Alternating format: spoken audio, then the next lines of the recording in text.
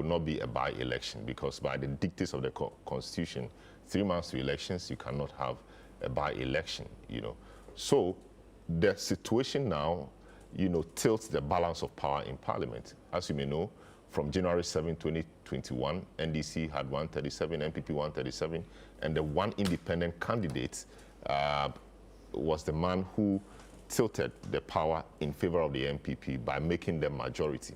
Now that independent candidate, who incidentally became the second deputy Speaker of Parliament, now has to, now is going back to the MPP, or has gone back to the MPP and contesting on their ticket, leaving the independent slot, as it were. The argument is that all these things affect the next Parliament, and it shouldn't be this Parliament. Speaker Babin was called upon and he made a declaration. Even before that declaration, the majority leader, Afeni Markin, had run to Parliament, to court, to seek interpretation on Article 97, 1, G and H. And the Supreme Court has been seized with the matter.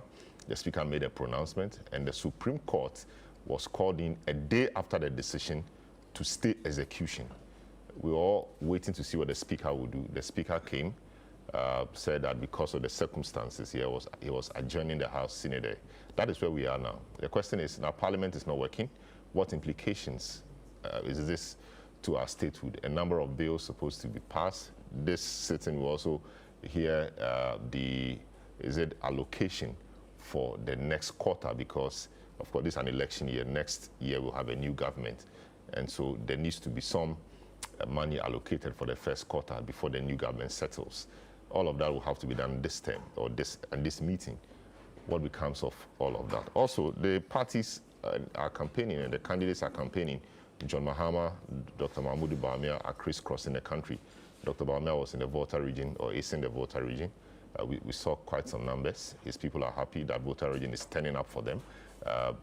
Mahama has also been around the country making statements here and there. What is the status of the race? What issues will tilt this election? It's education, the economy, road, what is it? The NCC has come up with some list. Global Info Analytics has also come up with some list. The lists look quite similar. We'll discuss that and see what issues will tilt the election for you. What will you look at to cast your vote? So these are the issues we are looking at this morning. I'll take a short break. But before that break, the Speaker of Parliament, Alban Barbin, has announced the indefinite adjournment of parliamentary proceedings, a decision made on Tuesday, October 22. This move comes after a tumultuous day in the chamber, characterized by heated disputes between MPs from the New Patriotic Party and the National Democratic Congress over the question of which caucus holds the majority. ChannelOne News' parliamentary correspondent, Nia Yikwe has more in the following report.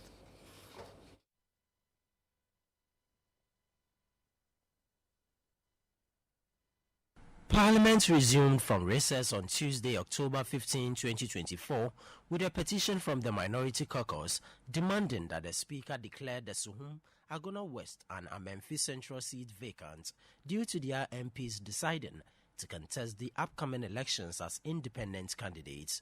The caucus also demanded the Formina seat be declared vacant following the decision by its independent MP, who is also the second deputy speaker, to contest the 2024 parliamentary election on the ticket of the New Patriotic Party (NPP). After 48 hours, the speaker declared the 4 seats vacant, citing the Constitution, parliamentary standing orders, and precedents. Accordingly, I proceed to inform the House that by the notification of the polls, the following members of Parliament have by their actions vacated their seats in Parliament.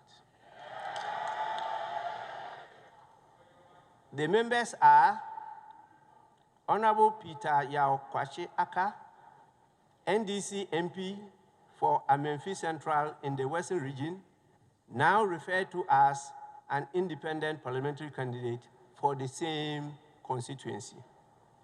2, Honorable Andrew Amwako Asiama, independent member for Formina constituency in Ashanti region, now referred to as MPP parliamentary candidate for the constituency. 3, Honorable Kojo Asante, MPP MP for Suhum in the Eastern region, now referred to as independent candidate for the same constituency. And finally, Honorable Cynthia Mamile Morrison, MPP MP for Agona West constituency in the Central Region, now referred to as independent candidate for the same constituency. However, the Supreme Court issued a stay of execution in response to an injunction application filed by the Majority Leader, Alexander Penyamaken. This afternoon, we've had justice. Now, those NDC people who are, walking all over the place, proclaiming, if they know the law, they should now face us in the law. This is the Majority Leader speaking. Despite the court's ruling, the Minority Caucus maintained it would fiercely guard its new role as the Majority Caucus. The NDC now constitute the Majority Caucus in this 8th Parliament. We will jealously protect our new majority status and will not bow, retreat, nor surrender our lawfully earned status. Yes. On Tuesday, October 22, there was a heavy security presence at the Accra International Conference Center due to the escalating tension between the two groups. Both NDC and NPP MPs occupied the majority seat in Parliament, with the leaders of both caucuses sitting interspersed at the front bench, but still managing to engage in civil discussions. The Majority Leader arrived with his caucus members but left after failing to secure front bench seats.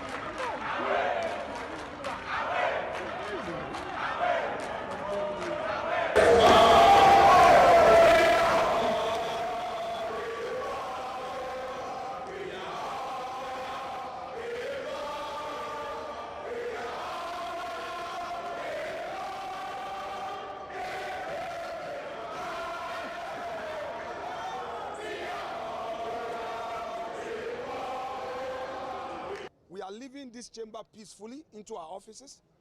Await Mr. Speaker's arrival, and if he calls leadership and we do pre-sitting discussions, we'll take it up from there. But for now, that lawless theater will not share with them, because Ghana, our country Ghana, is bigger than any one individual. The Speaker, Alban Bagbin, chaired proceedings and later adjourned the House sine die. In view of the current circumstances, the fact that there is a question on the composition and constitution of Parliament, and having regard to the public interest and the exigencies of the state of affairs in Parliament, I will proceed to, in accordance with Standing Orders 59, adjourn the House indefinitely. That is sine die. After all the brouhaha, the tensions, the House has been adjourned indefinitely by the Speaker. Reporting from Parliament, my name is Ni Ayukwe Okan. All right, so that was a recap of what has been happening, and that's how we've reached here. Parliament, a process has been triggered by the MPP side to recall Parliament.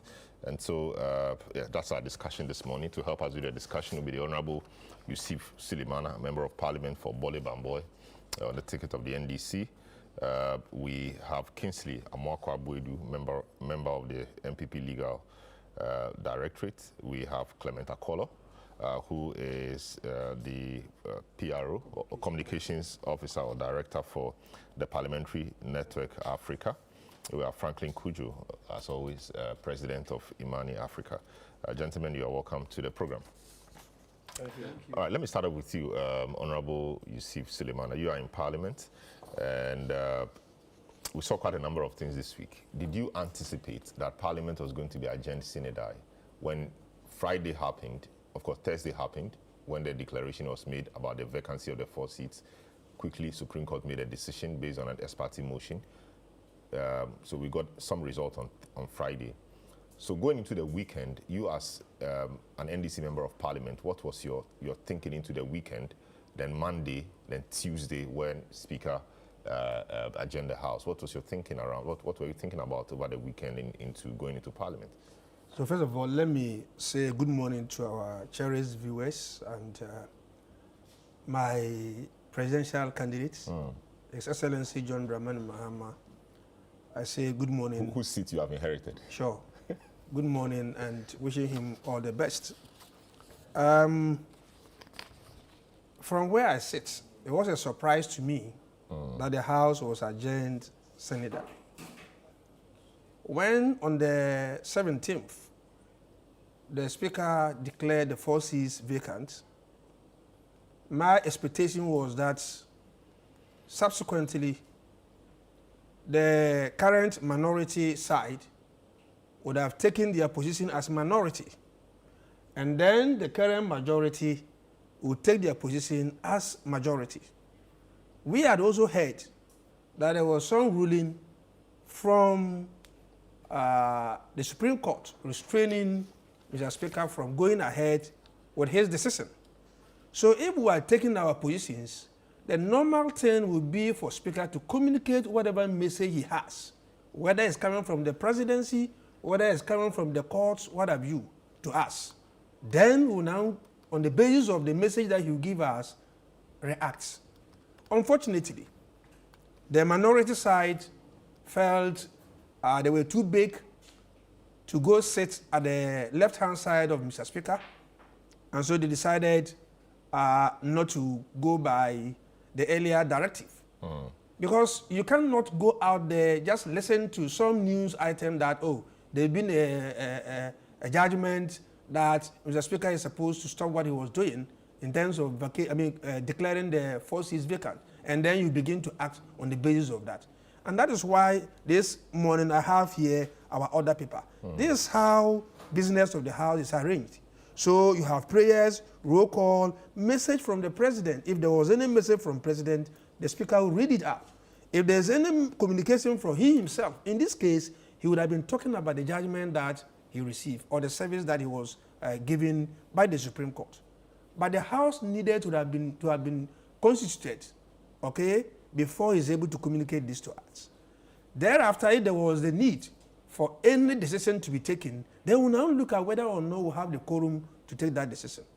But day one, they said they were not going to sit at the left-hand side and that they disagree with the Speaker's ruling. If you disagree with the Speaker's ruling and you run to your Supreme Court and you were given whatever judgment... Your Supreme Court, our Supreme Court. You say? Our Supreme Court. Honestly, if you ask me, it's your Supreme Court. No, the Supreme Court I have interacted with a number of them, and they have told me, that we own the Supreme Court. Okay, but that will not be correct. Yeah, so that's why I'm referring to it as their Supreme Court. But that will not be correct. Let's say. In any case, there are so many lawyers today who will tell you that any case that is taken to the Supreme Court now, you and I can sit here and determine the outcome before even judgment is passed. Really? Yes. No, but Sophia Akufu, a learned legal luminary, a former Chief Justice, said this. That you can determine the outcome. But yeah, it's becoming so predictable. Yeah, but predictability. And so the minority today, and I've interacted with some of them, they'll tell you that, oh, this case, this is how it's going to go. And then the next moment, it goes that way. So for me, I see that as their course.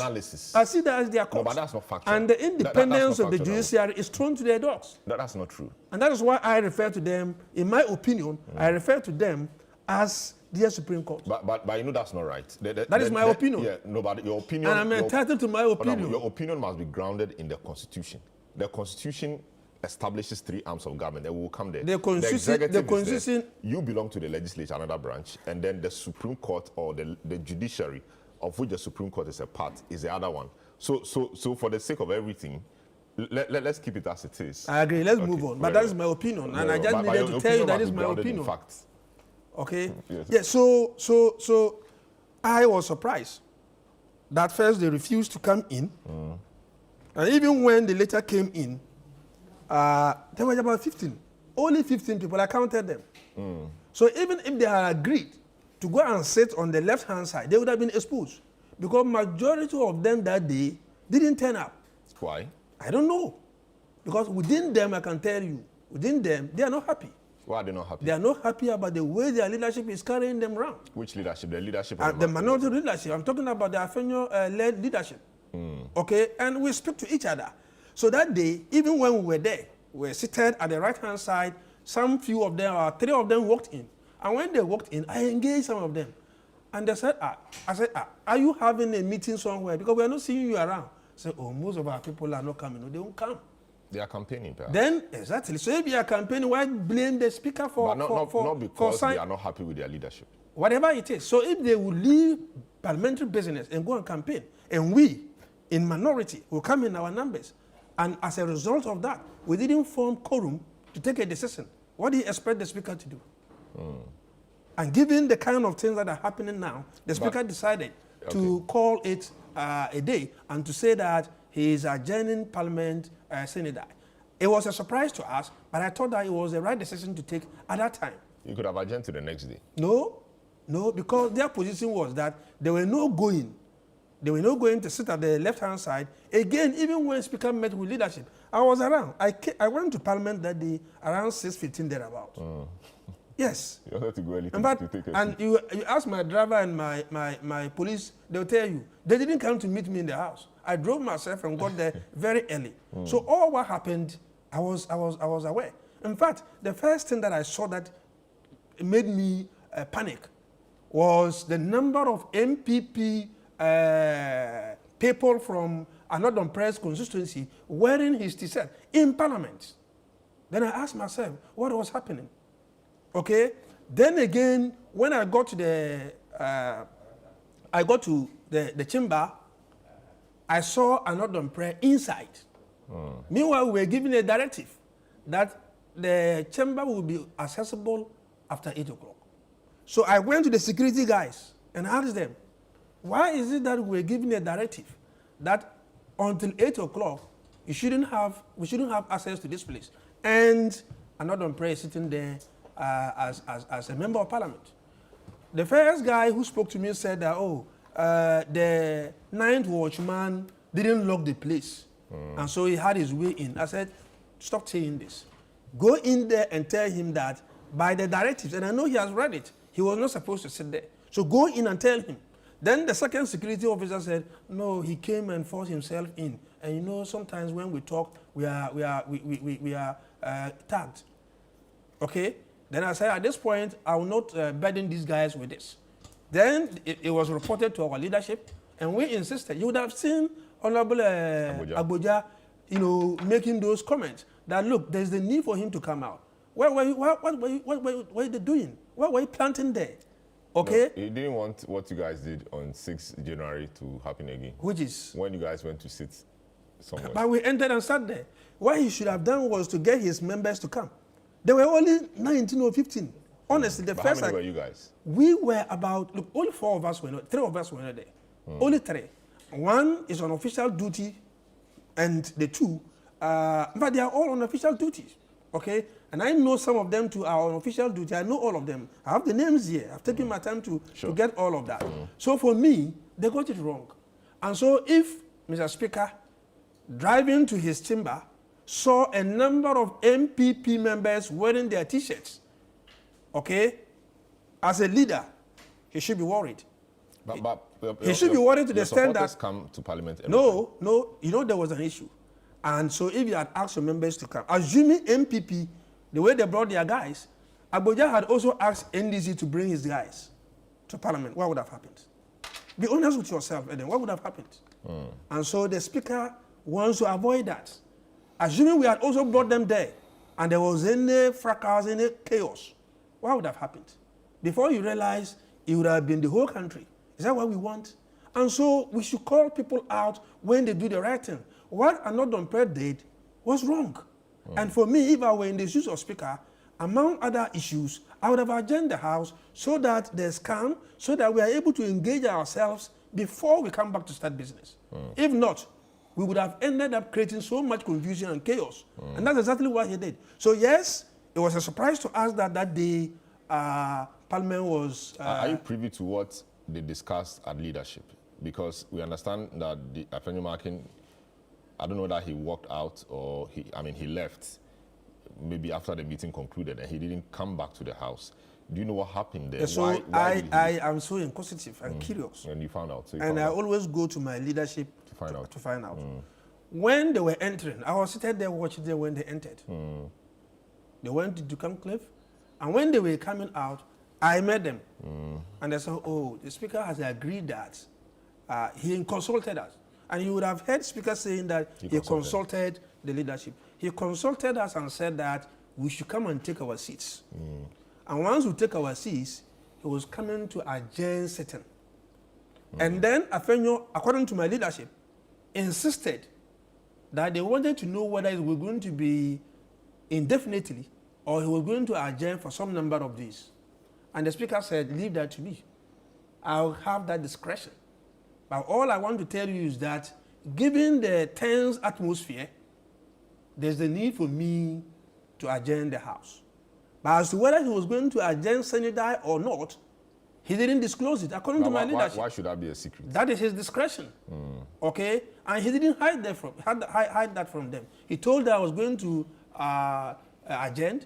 Let me tell you, it was possible that when he walked in, if he were seated peacefully, that could have even changed his mind to say that, why not, let's continue with business. So there was no need for him to even tell them whether he was going to adjourn indefinitely or he was going to adjourn for some number of days. In any case, the Speaker has the right to call back Parliament at any time. So if he says that he was going to be Senate 3 or 4 days time or a week time, he has the right to call us back. So there was nothing wrong with that. Even though it was a surprise to me, I thought that we were going to continue with business. But the truth of the matter is that many of them didn't turn up. Many of them didn't turn up. And that is why they are not contesting the issue of not following quorum to commence business. In any case, when speakers told them that this is what he was going to do, they came back. And what we saw was to organize a press conference in the chamber for the first time. And this is what people should know. Some people are saying that, why were you marching and jubilating and all of that? If it was an abuse of parliamentary procedures and parliamentary business, then they started it. They called a press conference in the chamber, and the pressmen were there. It has never happened. And then after that, they walked away. And when they were going out, I started counting them. I counted them. I got about 15 people. Then you come and you want to blame the Speaker. I think that is out of place. I see. I think what their point was that they needed clarity on who sat where, because we know that they sat to the right of the Speaker and you guys sat to the left of the Speaker. So they needed a clarity. It's just the issue of ego. It's just the issue of ego. I'm coming. No. The issue is this. The person who is in control of the House is the Speaker. And the Speaker at a point said that 4 seats were vacant. Automatically, that made the NDC members of Parliament majority. Where we are obedient, that should have been the status quo. They should have accepted that this is the situation, but we are contesting it. So you go to court. Indeed, they went to court. The court ruled. The best thing would have been that, yes, we sit here as a minority for the time being, because we had gone to court, and the court has served Mr. Speaker, we were expecting Mr. Speaker to come to the chamber and officially read to us the communication from the court. From the court. And on the basis of that, he would take a decision. If Mr. Speaker at that point had taken a decision that... You'd have complied. Would have complied. I see. We are law-abiding members of Parliament. Very well. We would have gone to our side. But because of the ego of Honorable Anodonpre and his leadership, he walked majestically and said that they were not going to take the Speaker's directives and went to the media, organized a media press conference. But they have a right to do that. Yes, they have the right to do, and left. But you see them, if you give me time, you see where these problems are coming from. Wait, I'll come to you from what to tell us where the problems are coming from. Thank you. Let me speak to my senior, Kinsley Amwakwa-Boadu. Welcome to the program. Thank you very much. It's been a difficult week for Parliament and politicians alike. I know you've been following this. Speaker adjourned the House Synod. People think that, given the circumstances, he had to do so to calm tensions. Your side is not happy. They say they've triggered actually a recall, etc., still using the rules, etc. First of all, give me your view on the Supreme Court's decision, and then the Speaker's decision to adjourn the House Synod. Thank you very much. Good morning to my fellow panelists. Good morning, Daya. Good morning to our viewers and listeners. I must say, Honorable, this is the first time I'm meeting you on a panel. And you made a comment which I am taken aback with. That Which one? The Supreme Court? That's their Supreme Court. No, but I think we've addressed that. No. We've addressed It was that. No, not you can addressed bring it properly. up. Okay. It's You not can addressed bring it up. properly. You can bring it up. I think that at this stage, we are getting towards an election and we have a heightened atmosphere. And so comments we make should rather dampen the heightened atmosphere so that we can go and queue and vote. Elsewhere, you just take a bus or tube, you just go queue, you vote, you come back. No police policing something and all that. I think the more we are becoming aware, the more we should also become aware that we should create an enabling environment where we can just go and come in your parliament. You guys are friends. You are lying to us. You are lying to the people of Ghana that you are enemies. You are friends. There are times you would just put you one tin of milk. All of you on the floor will share the same milk. But your followers are behaving as if they are enemies. And so what happens between you, translate it down. We have different political views. We are all looking for the development of Ghana. Let's not create this. When we come on air and we leave, we chat to change numbers. The people who have advised me, Kinsley Amwakwa-Boadu, to go for the Asin Central seat, majority of them are NPP, NDC people I've met on set. That is how it is. We are brothers. So things we say shouldn't get us to, antagonistic level. It's not nice. And the Supreme Court, they do their job.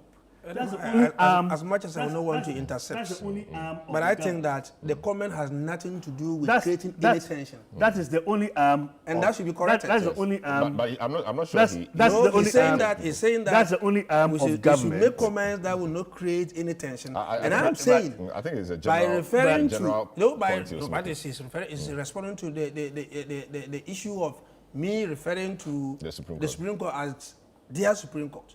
And I told you that I've spoken to quite a number of them, whether they are joking or they mean it, they tell you that that's our Supreme Court. We own them. We were going to get this. And lo and behold, the next day you get it. What impression are you creating? What perception are you So, creating? as I was saying, the Supreme Court does their job. That's the only arm of the three who are not voted for. Okay? And so they are not there in their capacity as belonging to a party. They belong to the country. We, as a people, if you look at the Article 1 and even the beginning of the Constitution before we go to the articles, it says that we, the people, have adopted for ourselves this Constitution. Then we go to Article 1, it says it is the highest law of the land, the fundamental law of the land. Every other law, including the orders of Parliament, are subject. Then he gave the Supreme Court the only power, the only body, the sole jurisdiction to interpret the Constitution. And when you look at 2:1, when it gives that, it has the power to give directives, and it must be complied with. If the president doesn't do so, the president will be impeached. It's subject to an impeachment, plus the vice president. Then after that, if any public official doesn't do so, the person cannot hold any public office for 10 years after imprisonment, and that imprisonment is without a fine. It is that serious.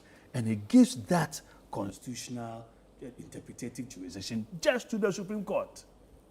Okay. In other jurisdictions, like UK, it is said that Parliament can do anything apart from turning a male into a female. Sorry, can even turn a male into a female and a female into a male. But that's That because, was when. But that's because you have the that was parliamentary exactly. supremacy. That was when the Apex Court was part of the House of Lords. Now they are not even part of the House of Lords. So now you know what is happening. Even there, they are moving away from parliamentary supremacy to constitutional supremacy, and that resides with the Supreme Court. What happened when Parliament was prorogued? They went to Supreme Court. Supreme Court says no, it's not proper. When they decided that they are sending all the those who are seeking asylum, they are sending them to Rwanda. The Supreme Court reverted that too, but that was a decision of Parliament. You see, so we are moving towards that position where we will have independent. I think that the Supreme Court judges are doing a great job. They need to be resourced. When you go to these established countries, they have clerks. These are first-class students and top-notch lawyers who research for them. Supreme Court UK has 4 each. US has 6 each. When you go to the Court for Human Rights, they also have 6 each. The judges here do not even have that.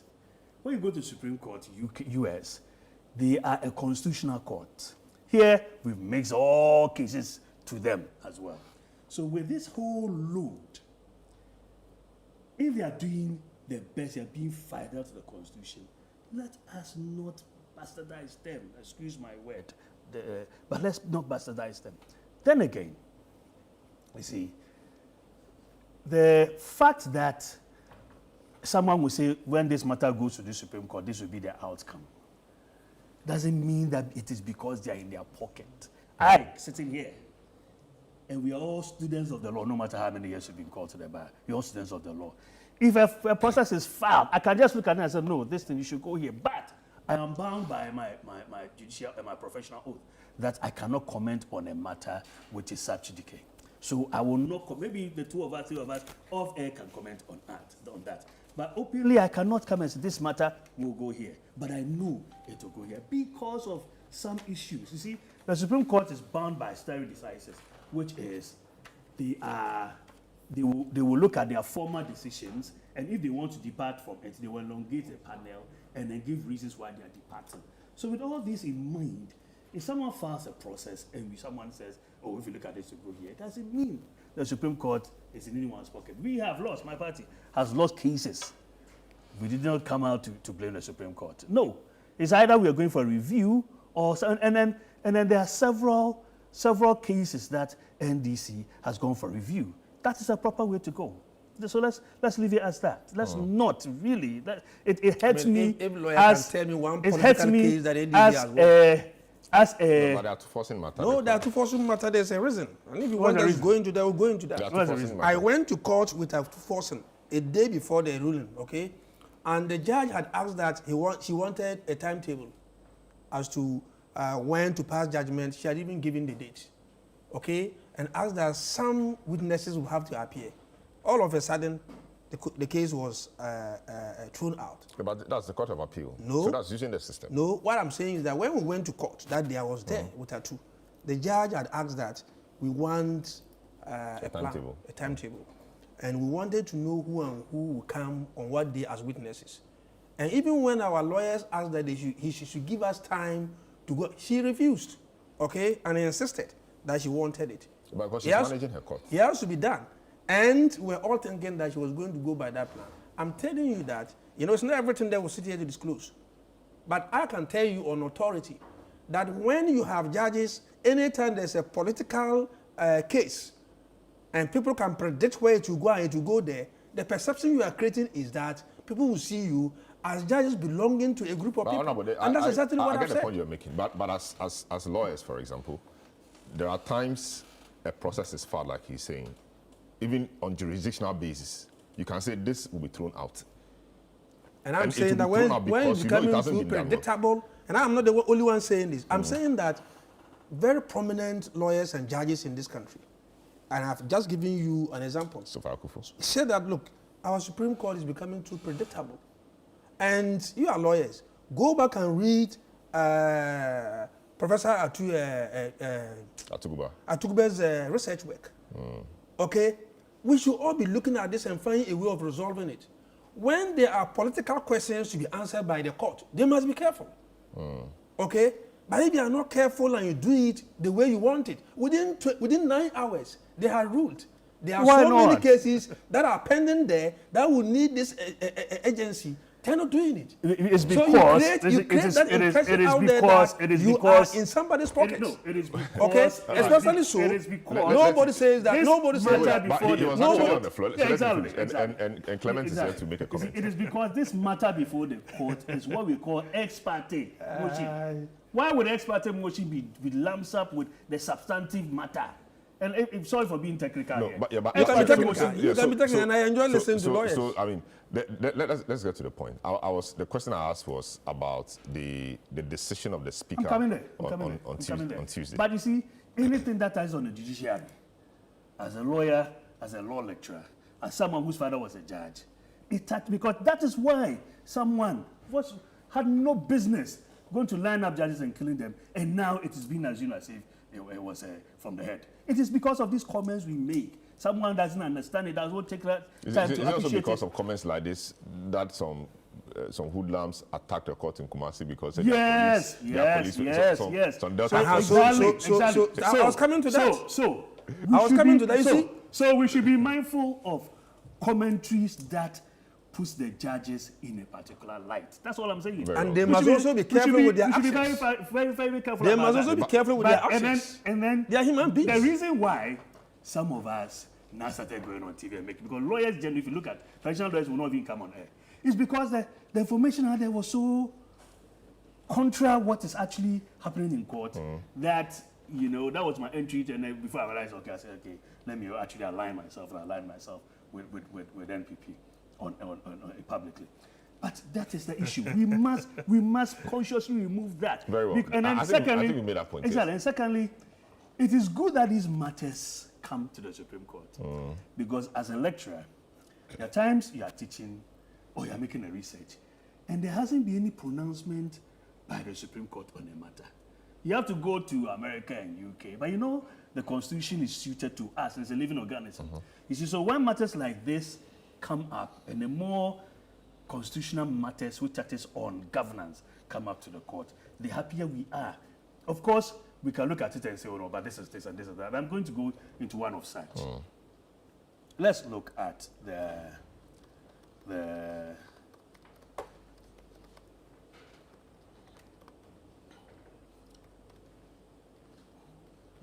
Order 18 of Parliament. In 2000, in the year 2000, all right, and that was the order that Speaker Michael Quay used to declare it vacant. 18, it says, a member who desires to resign his seat, am I looking at the right one? That's the standing orders of Parliament? Standing orders of Parliament. Yes. Are you looking at the new one? Or? No, the old one. The old one, Okway's time. Yes. Member desires to resign his seat in the House shall notify the Speaker in writing under his hand of his intention to resign his seat, and the Speaker shall inform the House as soon as practicable. Then 19, titled The Declaration of Vacancy in Membership of Parliament. In accordance with Article 19, 1B to H of the Constitution. The seat of a member shall be declared vacant by Mr. Speaker under clause 2. So then the Speaker had the power and the jurisdiction to declare it vacant. Okay. Now, in their own wisdom, in Parliament, my brother's own wisdom, they amended that. Why? Because if you look at the Constitution, okay, they amended it to what? Let's look at what is amended to. 18. The Speaker shall inform the House of the occurrence of a vacancy of the seat of a member under clause 1B to E, G, and F of Article 96 of the Constitution. The first one says, I declare seat vacant. This one said, this was 2003, standing orders. 2023 or 2023, sorry. Okay. standing orders. You know why? Because if you look at the Constitution... But if you inform of the vacancy, it means the decision on the vacancy is being made. So you are informing them. Precisely. So there would have been a decision made. Precisely. But that decision, that declaration is not with Parliament. It's here. 99 of the Constitution. A High Court shall have jurisdiction to hear and determine any question whether a person has been validly elected as a member of Parliament or a seat of a member has become vacant. You see? So because it's when they amended, they said in conformation with 97. All right. In 97, it gives the premise upon which a seat will be declared vacant. It said a member of Parliament shall vacate his seat when this occurs. So it is not that the Speaker has declaratory jurisdiction. That is why they amended their laws. And so if a decision to be made before a seat is vacated is whether, in this instance, because this whole thing, the Constitution is based on what we've experienced before. When we look at Article 20, we are saying that the government will not have compulsory acquisition powers anymore because of what has happened, because the people's views were seized and whatnot. When you talk about freedom, press freedom, enshrined, the human rights. In fact, some Americans have said that one of the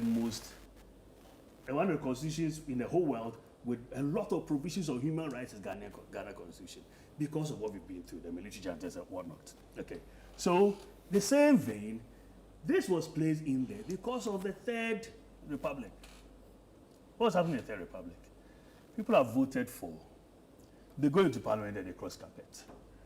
What happens when you cross carpet? When you walk across that days to this side, you have cross carpet.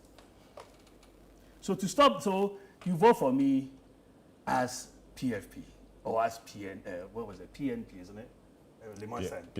PNP. And there was PFP. All right. Then I go in there only to change and say, okay, from now I am this. And then there was nothing that could be done. That was why some of the governance issues, including the budget of Dr. Hilary Liman, couldn't pass at the first instance. You see, so but that wasn't because people cross carpet. You know, it's because people. No. I said that will inform some of the reasons why, because then people go in and then they cross carpet. To stop that, we put this here in the Constitution. Now, that same Constitution is saying that the person to declare that is the High Court. So what I'm foreseeing, because when I looked at some of the issues we were supposed to discuss as in the way forward, what I'm foreseeing is that there will be clarity concerning this from Parliament itself. My brothers will clarify that when this happens, what constitutes vacancy, a vacation, what would trigger, who should trigger it? Because we haven't seen here that which member brings it to the fore. Remember under Speaker Okoye's time, and there's still issue as to whether even that declaration was proper or not. But in that, it is a political party that wrote that this member is no longer with us. But there was a forfeiture based on the constitution of the. But let me. So just but we've been speaking for a while. Let me. Just 30 seconds. 30 seconds. All right. But in this case, the party hasn't done so. The party is actually engaging people like Cynthia Morrison and co. Unfortunately, when they put the picture there, then the news item started. She has already decided. Unfortunately, they've made it difficult for us to get Cynthia back. But who put the pictures out? You put the pictures out. Yeah. I'm saying that when the because pictures, you wanted a certain impression. No. But too bad for you. No. It wasn't that we wanted a certain impression. It is that we are saying that we are not a loggerheads with hair. That's all. You are laughing. I like that. No, but nobody's a loggerhead to anybody. I mean, they are in the house. So we are commencing the process. Then, this media has released. Now the momentum is lost. You see, so I'm expecting my brothers, when they go, both parties, because this thing, it will end up in consensus building. Very good for us. I don't think you want that. Your side wants that. No. All right, so I'll tell you why. No, you tell us why. No, so, Clement, you've been quietly listening to them. Yeah. You have been covering Parliament for a while, and you've been doing some work with Parliament. are the occurrences we have seen in this parliament and in the last couple of weeks especially, will you say they've been unprecedented? Yes, actually with this 8th parliament, a lot of things that have happened that have been unprecedented. From the first day, isn't it? Yes, from the first day have been unprecedented. But they've taken it a notch higher, and some of the things we didn't expect, we are seeing it now. But some of us from the parliamentary watchers' point of view, we anticipated that there was going to be some tension in this 8th parliament because of the sheer closeness of the numbers. But I think that they have pushed it a notch higher than we expected. But what we expected more from them was that this was going to help them to learn how to build consensus among each other, because that is how we believe that Parliament is supposed to be. That we come in and then we put the issues on the table. We judge all as, big people who have been given the platform to actually run the country. So we will come to a consensus. But they are not learning this very quickly. Sometimes, unfortunately, we have to say that they are not learning this quickly. We are almost going to the end of this particular 8th parliament, this hung parliament, and this experimental period of a hung parliament. And we don't see our members of parliament coming to the table to actually make that beneficial to Ghana. So a lot But will it ever happen? And of course, they tell us that they agree on about 90% of things. It's just about 10% or less that creates this this kind of situation that makes people feel that MPs are always at each other's throats. But in actual fact, they've always worked based on consensus on many, many things, this parliament and previous ones.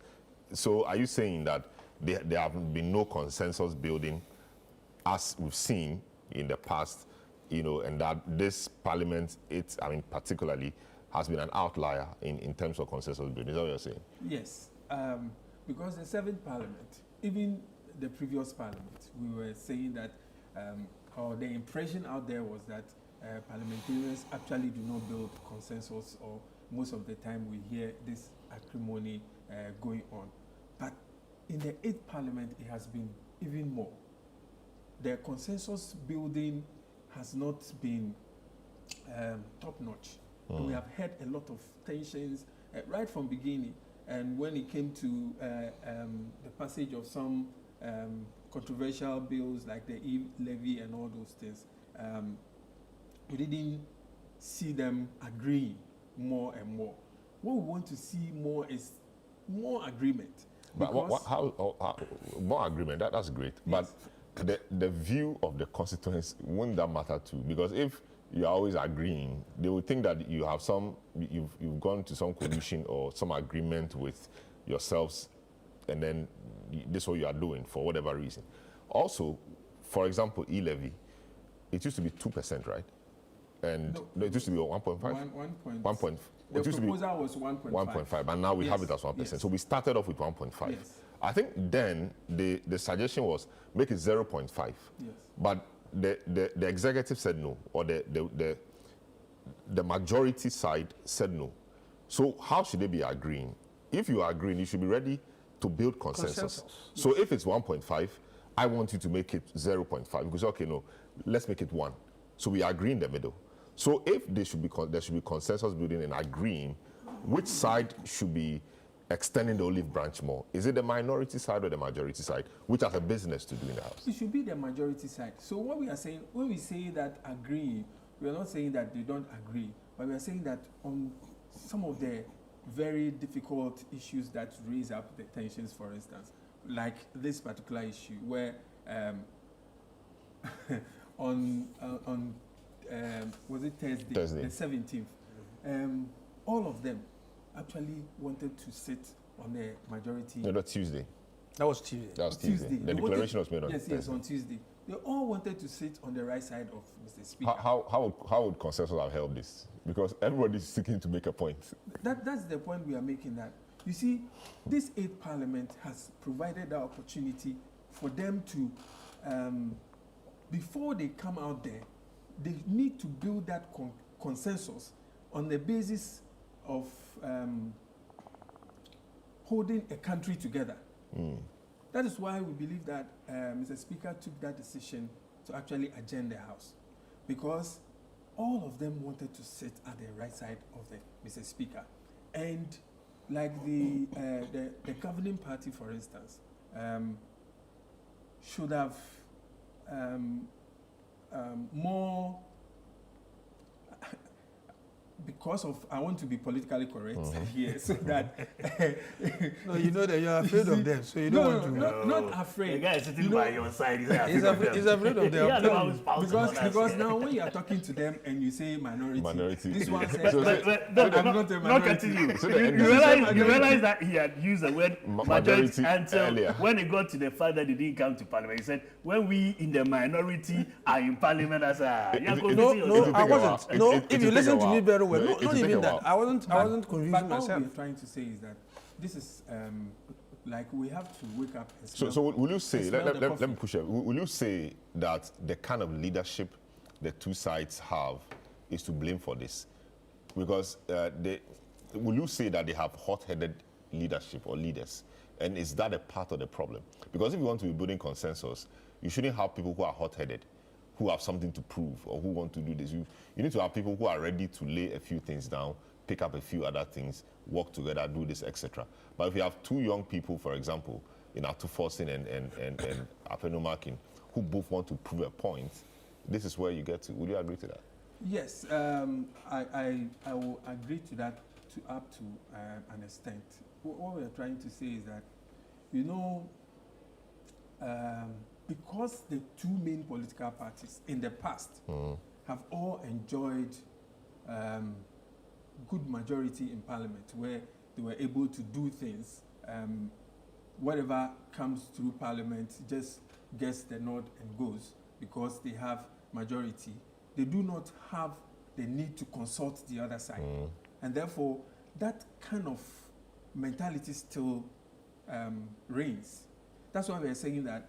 But who should work on that? Who should work on that? It is actually those in the majority. But have they been because doing that? You have business to do. So we were thinking that, knowing that we are in a different, because the dynamics in Parliament have changed. So if you don't come up with new ways of doing things, then it means that we'll be going the old ways of having these particular issues. So the majority side, which is Afonso Markin's side, I was thinking that they would be able to see through some of these things and then come up with ways to bring the other side along. I think that we've been saying that there is this winner takes all in our politics, which actually makes the minority sometimes want to stand up for themselves, where they think that whatever they say, they do not have opportunity to participate in the decision-making process. And therefore, now that the House is almost at par, they also want to prove a point and to make sure that whatever they are saying gets heard. And if the majority side, who have a lot of work to do in Parliament, do not reach out to them on a consensus basis, then we'll be having but this from what you said, do you think the majority has been reaching out and they have not been listening, or you think the majority has not really been doing a good job at that? No, I think that the majority have not been doing a good job at that. If you remember, why is it so? Why so? Why yes, are they not reaching out? That's why I was saying that because of previous. Yeah, but it has incidents. changed, and you can't live in the world of having, or in the past where you had overwhelming majority. By now, the situation should have, in fact, it should have dawned on you the very first day you took the oath of this Parliament that things are different. So you change your approach. So they are not learning that aspect of it, and we are thinking that we can use the law and use other means and maneuvering, political maneuvering, to be able to push things through. And we are not saying this only about Honorable Afenyo Markin administration. But I had this particular challenge during Oseiche Mensah Mbosu's time as well, because some of the things that got discussed on the floor of Parliament that you thought that could have reached out to the minority side, that is the NDC side, so that they would agree on issues, it gets bogged down by a lot of arguments and a lot of legal issues and all those things, and then we don't get them agreeing so that we'll have a very good consensus on the floor of Parliament. But we think that this is a new time, a new opportunity for us to learn how to build consensus on very important issues. It's a new time, but a new time, we are 2 months to the end of that new time. So it's actually not a new time. That's why I was saying that they are not learning quickly. Others will say that even despite this thing you call they are not learning quickly, they've been able to pass almost everything they want to pass. They passed e-levy, they got the Supreme Court judges through, they got their ministers through, they got almost everything. So what was the point in reaching out then? Yes, so they got everything through, but it was not like how it was in the 7th Parliament. Yeah, but the result is what matters. They have the result. It is not the same, because look at it. This time, a lot of the things got passed, but it got the people knowing actually what was going on in Parliament. But that's good. People must know. Yes, people must know. But previously, you wouldn't even hear it, because they had the majority. Things just went through. Now it draws a lot of people, like civil society organizations, to actually get to know what is going on. So that's good for the people. That's exactly the point we are making. So it means that this 8th Parliament has actually brought that up, because both sides have, or they have something to say about it. They also use their numbers or the new gain status to actually push the issues. And then the issues get into the public domain, the media feeds on it, civil society organization feed on it, and then the whole idea now gets more... So what do you say to people who think that this Parliament has been the worst in the 4th Republic because of the bickering and because of the difficulties with the numbers? You are saying that it's good, somewhat. Yeah. What do you say to people who think it's been the worst because they've not done a lot of work? No, I disagree. I disagree completely that this Parliament has been the worst. I disagree, because some of the things I'm talking about now, you see, even the e-levy we are talking about, when the issue came, even though it got through, it got passed, you realize that the actual percentage they wanted, it came down. Why did it come down? It came down because when the debate started in Parliament and got the attention of the public and people fed in and all that, now the government of the day realized that, no, I must do something about this. And therefore, it got the attention to let it come down. And other decisions that have been taken in Parliament, because the minority brought it out or it got some attention from outside, now we realize that things changed. Civil society came in and offered their opinion. And then the government of the day will now see that, no, I cannot just have my way, but I have to also talk through and reach out to the other people. And one interesting and beautiful thing about this 8th Parliament also is that it made you to see that when members of Parliament are given the right opportunity, they will use it rightly for the benefit of their society, for their constituents, or even stakeholders that are not presently in Parliament. Look at the issue that happened when it came to the election of the Speaker, for instance. With the election of the Speaker, the NDC couldn't have done it on their own. But you realize that you got some members of Parliament from the other side joining this side to be able to do that. The same way when it came to the passage of some of the ministers, you saw that we had some people also coming from this side of the NDC side to join the majority side to be able to pass some of... To join the minority side. Majority side. I mean, the majority... Even the word. To join the MPP side. Yeah, to join the MPP side. To be able to use those... So you realize that when we leave our members of Parliament, they will be able to do things for or to the betterment of the nation. Now, that brings me to the issue I always have with the whip system. Because of the whip system, our members of parliament almost always pander to the wishes of the political parties. That is where we have the challenges now, where they all want to sit on the right side of Mr. Speaker. And when you take out the whip system, then our members of parliament will not be representing their constituents, because most of the time that would be lawless. That would be lawless for it's lawless the word actually. That would be disorderly for the political parties because they run on their ticket. Okay, so when you run on my ticket, it means that you've accepted my conditions and my terms. And so you don't go to parliament and do what you want, but generally you do what I want. You play within the framework I've given you. It doesn't mean you take hook, line, and sinker, but there's a framework you must play within. I must also benefit because you are there on my ticket. I have the convening power, the mobilization, power, etc. And you rode on that to come to parliament. Perhaps if you had gone independent, you wouldn't have been able to mash out the numbers. And some people may not have known you, but because you were on the ticket of my party, you won. So I should have a say. How about the constituents? Like Honorable comes to he's a member of parliament for mine. But he won because he stood on the ticket of the NDC. No. He won because of the NDC. I mean, you can argue so. Perhaps if he was independent, he may not, or he might not have won. Okay. The place he stood, I mean, that's John Mohammed's former, John Mohammed's constituency. Yes. John Mohammed's former seat. That's a stronghold of the NDC. If he perhaps ran on a different party's ticket, he might not have won. Okay. But so he's here because of the party.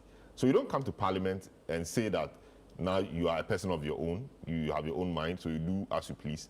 That may not augur well for the multi-party system we are running. Voted for him to advocate their. But you see, that's assuming that the constituents have a homogeneous expectation or demand or need. All right, they have varied views on things. So he sits there and he reflects the general view or need of the people. Some people, if you go, some people may say we need road, others may say we need KVIP, others may say we need schools. But he goes there, he looks at the situation generally, and he says, okay, this is what my people want, and he advocates for them. So he picks one of those and he advocates on those, and we get it. You understand? So he has a role to play. The constituents are important, but the political party on whose ticket he ran is also important. So I think it's a balance we must keep. But let me take a break. I'll take a short break. This is a big issue on 97.3 CTF. We're looking at the happenings in Parliament, and we're getting into other things. My guest, the Honorable Yusuf Sulemana, Member of Parliament for Boli Bamboy, Kingsley Amoakwa-Boadu, Member of the MPP Legal Directorate, and Clement Akolo, who is the Comms Director for the Parliamentary Network Africa. I'll take a short break. I'll return, and then we'll delve into some other matters in respect of the same happenings in Parliament. Don't go away.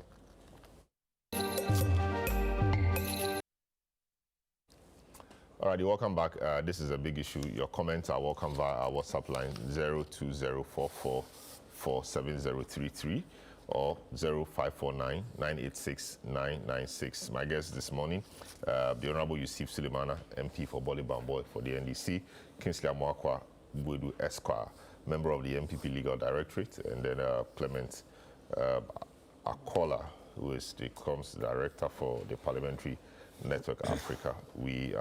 And of course, Franklin Kujo will join us at some point.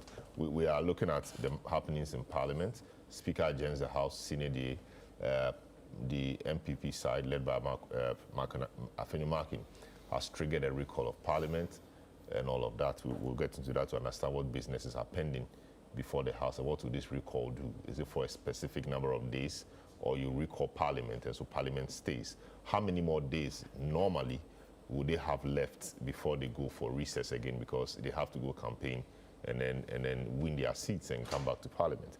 So Honourable, so what is in the thinking of the minority now? What of the MPP side?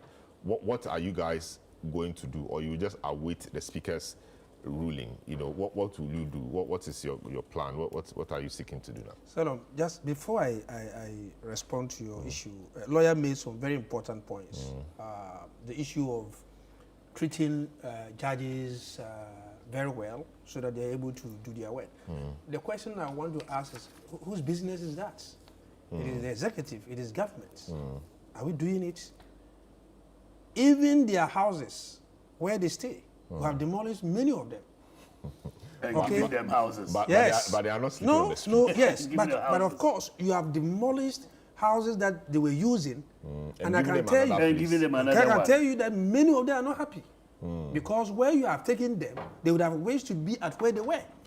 So you are not motivating them enough. Not cutting you. Again, Not cutting again, you, but you're again, saying he was many of talking them are not about. happy because they consulted you. No, wait, let them land. They consulted me. Yes. No, but No, we know I some of said- them, Many of them are we know not some of them happy. resigned. It means that Some of them resigned, when right. people have Some of them conversations with you, resigned. don't come here and No, discuss I haven't mentioned anybody's name. Yeah, but still. But what I'm saying is that it's public don't knowledge. do that. It is public knowledge. Okay. All right, It is so- public knowledge that many of them are not happy because you have demolished their houses. You are the one talking about treating judges very well, motivating them. And I'm just drawing to your attention to the fact that your government didn't treat them well. We are talking about treating judges very well. Is it the case that you want to bring more judges on board or you resource the few that are there? Go and look at the number of judges that you have piled up in the courts. Is that the way to go? But If the you courts- ask me, but would you agree that the courts have increased? Number of new courts have been built. I And so agree with once you. New courts have been built. Also go and look at the we'll have new- numbers of judges that they have brought on board. Yeah, And but whether new or not, courts and new judges. right? yes, but I'm Once there are asking, new courts, there so should be the new issue judges. here is, how do you treat them well? Is it by bringing on board many more judges and opening more courts? Yes. Or the few who are there, you motivate them to put up their best? But their remuneration Again, has gone up. That is not what we're talking about. He sat here and said that we should treat them very well. And I'm just adding to what he said. Okay? And I'm also saying, on the issue of charges and whether or not we should be careful with the comments that we make, I'm very careful. But they are human beings and they make mistakes. And when they make mistakes, we will have to point it out. Again, he admitted that in this country under their regime, judges were chased out of court. What happened to those who did that?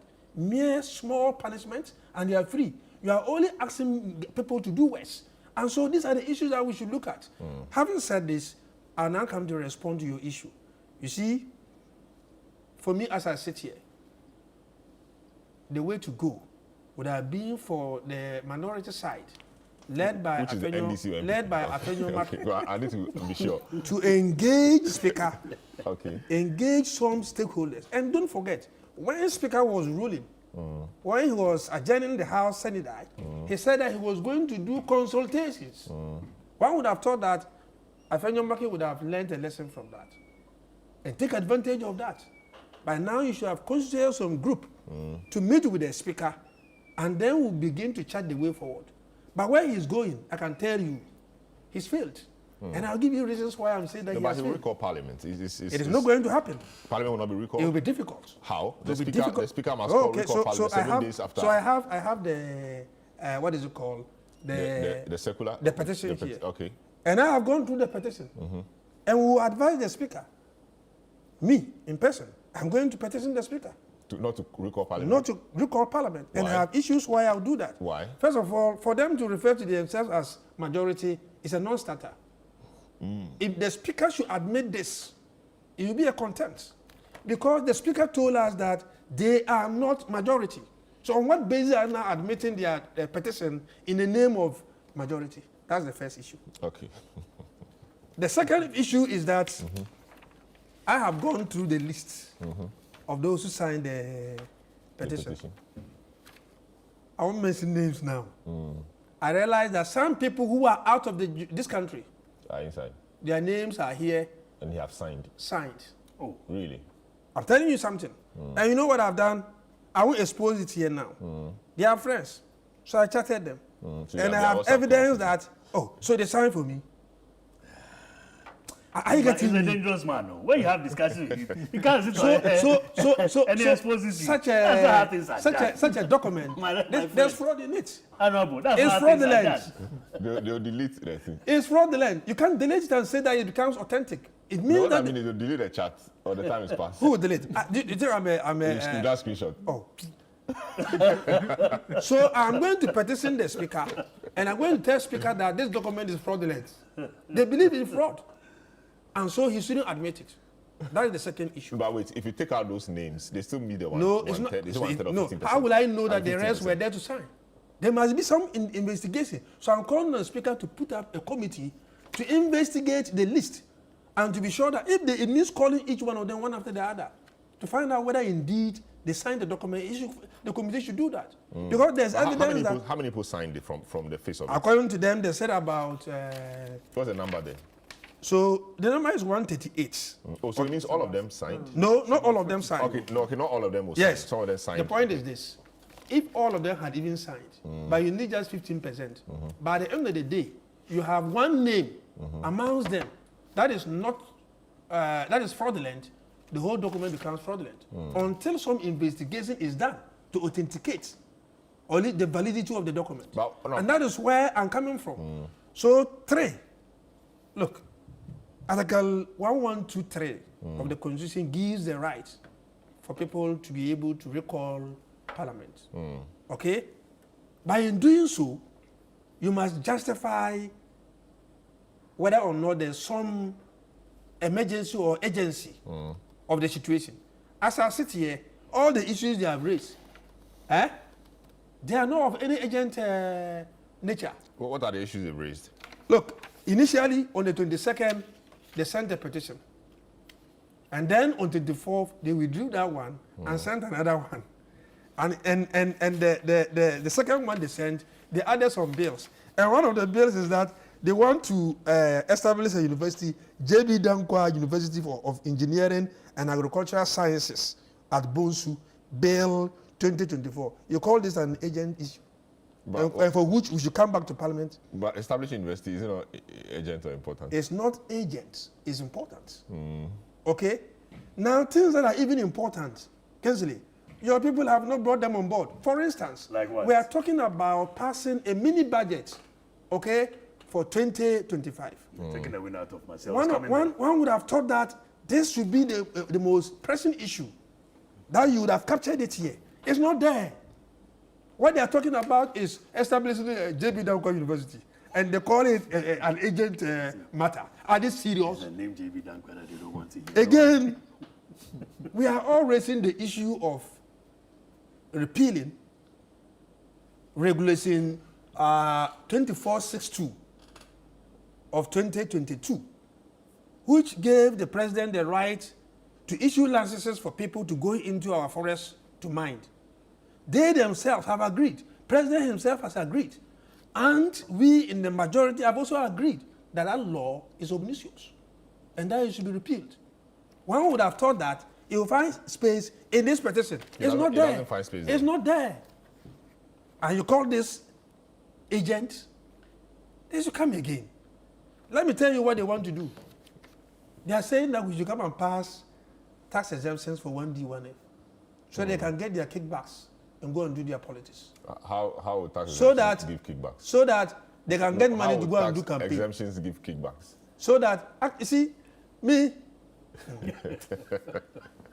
let me tell you, if you want to know how the tax exemptions give, go and ask Honorable Kwatin, the MP for Obuasi, the former chairman for the finance. Oh, he's no more chairman. Okay, no, they have removed him. He's spokesperson for. They removed him because he's against. He's against the approval of the tax exemptions. And in his own words on the floor of Parliament, he said that look, these things will not ignore. Who's the chairman now? It's Patrick Boam. Patrick Boam. Okay, he used to be the deputy or the vice. He said that this will not endorse the benefit of the country. And so for me, we should put them somewhere. As a result of that, they remove him. And now they are bringing it, and I can tell you, they are bringing it because they want to take kickbacks. But how would they take kickbacks? With tax exemption? How would tax exemption? Are you aware that even the agri minister giving approval to importation of some grains, rice, as part of the grains, is negotiating with... Please. For what? Have you been landed? The man is stopping me. You can't, of course. You can't do this. You can't do this. What have I said? What have I said? You are impugning the integrity of your fellow member of Parliament. And he is not here to respond to that. What have I said? Tell me what I'm saying. He's negotiating with government. Negotiating. No. Let's understand what you are saying that the people want kickbacks. Let's understand what within the context of the kickbacks. You have mentioned a minister. He's not here to respond. they allow me to finish? I don't think this is proper. Wait. This So cannot, no. wait. It cannot be proper. It cannot Let be him proper. land. Case last week. No, but you're already putting things in people's minds. No. And they're No. saying they should continue with this. Look, I raised this issue on the floor of Parliament. The answer is there. I'm not hiding it. So, and he was there and he responded. Yes, but here, Okay, so let me the minister is not here I to think I'm respond in to a that. hurry. Relax. I'm not sure you. Why are he's you- saying why what in a you- hurry? what you No, think because he's you saying. see, They are you have babbling used the you. word. They are babbling you want- and you are touching your head. It's not saying because you Don't have let used the the blade word. You cut have you. said. You have said. Don't let the blade cut you. You have said In any case, that. I don't You have want to said that. intercept you when you are talking. You have So said that. also allow No, but me this- to talk. on this part- no. When I On finish, this you have the particular- right But I'm finishing Wait, this. so You are tarnishing the image of someone. so honorable. So go You are ahead. allowing this When I to tarnish go. his image, I tarnish it. When I tarnish his image, I You tarnish should it. be here Wait. to answer for that. I'm not You're tarnishing the saying man's you're name. You're putting words in my Why mouth. Mr. He's not said the minister wants kickback. He hasn't Yeah, said the put minister it wants back. kickback. No, in in my the mouth. context He's that not said the minister you wants said kickback. they want So honorable, kickback you go ahead with because the of reasons why kickback. you think this will fail. Yes, The so memo. so I'm being giving you three reasons. So the majority name. Majority name. Some members were not there to sign. But they And signed the for business them. you said They is not signed their agent. names. Yes, but I and said the business business is not agent. agent. Okay. And I've just told you that businesses that they thought are agents are one, establishing a university for JB in the name of JB Danko Adbosu. They thought that is very important. They also thought that ratifying a mining lease agreement between the government of the Republic of Ghana, represented by the Ministry of Lands and Natural Resources, and Barari DV Ghana Limited for the exploitation of lithium at Eunya in the central region is Agent business. Again, they said that ratification of mining lease agreement between the government of the Republic of Ghana, represented by the Ministry of Lands and Natural Resources, and the Ashanti Bauxite Company Limited for the mine of bauxite. So who decides what is agent? In Nyinahini Block 2A in the Echuma Mponua district of the Ashanti region is also a Who decides what agent. is agent or not? Who decides what is agent? You and I know what is agent and what is no agent. No, but if What if is the people agent? in a particular So it's area need abuse. university, It's abuse. It's an abuse of Article 1123. That's what I want to prove, and that is why, if they think otherwise, they should set up. Mr. Speaker should set up a committee for us to first of all decide whether or not these then the things, committee will decide whether it's whether an or agent not they are agents. Because for me, So Parliament will what be is- called. The Mr. No. Speaker sets up a committee. But how will Mr. Speaker set up a So, committee? you The see- Parliament is not in session. Can Yes. he set up a committee like so that? it will be recalled not on the basis of their recall. But Mr. Speaker Speaker can himself call Parliament. will call When he Parliament. come, he can say that I've received this petition from the minority led by Afenyo Makin. And I've also received a petition from Honorable Yusuf Suleimana. I'm putting a committee together to go and look at these two petitions and advise me. On the basis of that, I take a decision. That is what I think should happen. But you see, Afenyo Makin is becoming too legalistic under such an environment. Take advantage of the fact that the man said he was going to consult. Get back to him. Sit with him. Other people will be brought on board. You expand the scope of the membership. And then I can tell you there are very important personalities in this country. When they speak, both sides of the house will listen. Bring them on board and let's judge and have a way forward.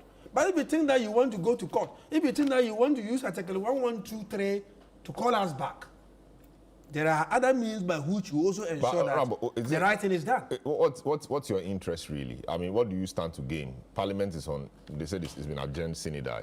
If Parliament is not recalled, does that inure to your benefit? The machinery of the state business suffers. Is that what you want? Unless we want to describe the Speaker as unreasonable. The Speaker is fully aware of what is happening in this country. And in my opinion, I think that the Speaker will call back Parliament when he's done all the necessary things so that the business of government will continue. Nobody, and I repeat it, nobody, not from the majority side, the NDC majority side, will want government business to stop. We have cooperated so much and we have compromised so much. When I hear people say that the 8th Parliament is not worth it, I disagree. If I tell you the number of things that we have compromised on, to the extent that even the NDC grassroots sometimes will come after us. We are all witnesses to this. But you see, government machinery must work. We know that starting from January 2025, we are coming to government, and we need cooperation from them. And so we must also cooperate with them. That's the only way we can So the same level of cooperation in quotes you're giving them, should you come to power, have the same parliament repeat itself this way, and they give you the same cooperation you are giving them, will you be happy? Why not? Oh, this same cooperation? No, we are even what we are done. If they can do exactly what we are doing, we'll be good to go. Let me tell you. And Elon, the truth of the matter is that I was in the 7th Parliament, and I saw what happened. And I'm in the 8th Parliament, and I'm seeing what is happening.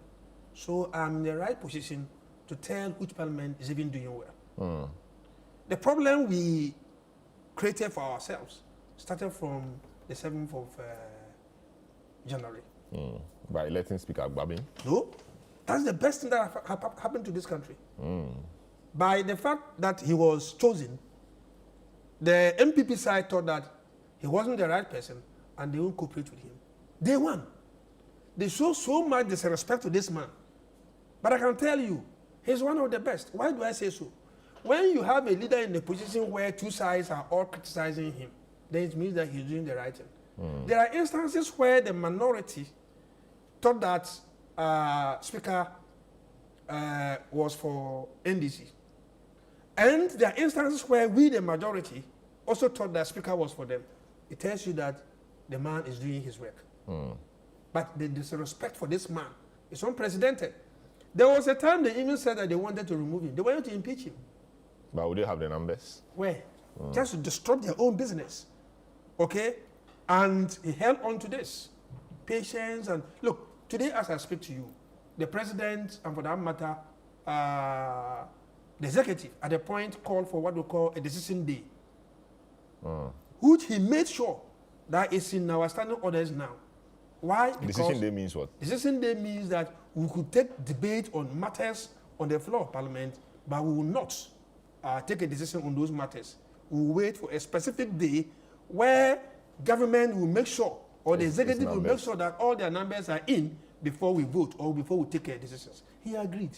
And it has found space in our new standing order. Some of us were of the view that, look, then you are not giving the people the right to, as it were, speak the minds of the people on the ground. If my people say that vote against this thing, on that same day that we have taken the debate, let's vote. But Speaker agreed. That is the extent to which he has gone with So them. now you may take a debate, but you will not take a decision. No, so for instance, Wednesdays, in this particular meeting, Wednesdays we're going to be for Decision days. It is not, it's something that some of us are not happy with, but it's in our standing orders, and it is in the interest of the minority, the MPP people, and this is a request they made. This man has made sure that that has come to pass. There are so many things that we have compromised with them, but ego, excuse me to say, is the problem. So for me, Afenyo Makin and the MPP, if they are listening to me as a small fly sitting somewhere here, my request is that let's believe in consensus building rather than this legal position that he wants to take. This legal position, recalling Parliament, using Article 112, going to court and all those things will only bring chaos to Parliament.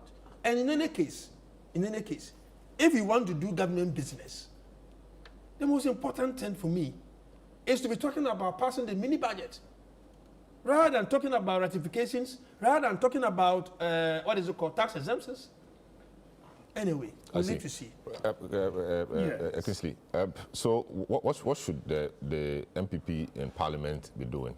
Is this the right approach, or you think others have criticized Afenyo Makin of being too legalistic? You know, there are things people say cannot be resolved in a legalistic fashion. There are times you have to put everything down and engage and see how you can make some progress. Do you think it's about time he came down to the level and engaged his colleagues to have business done? Or, you know, his approach, you being a lawyer, so I'm sure you have your biases, but the approach it takes, being legalistic, etc., you think is the way that will give him what he wants?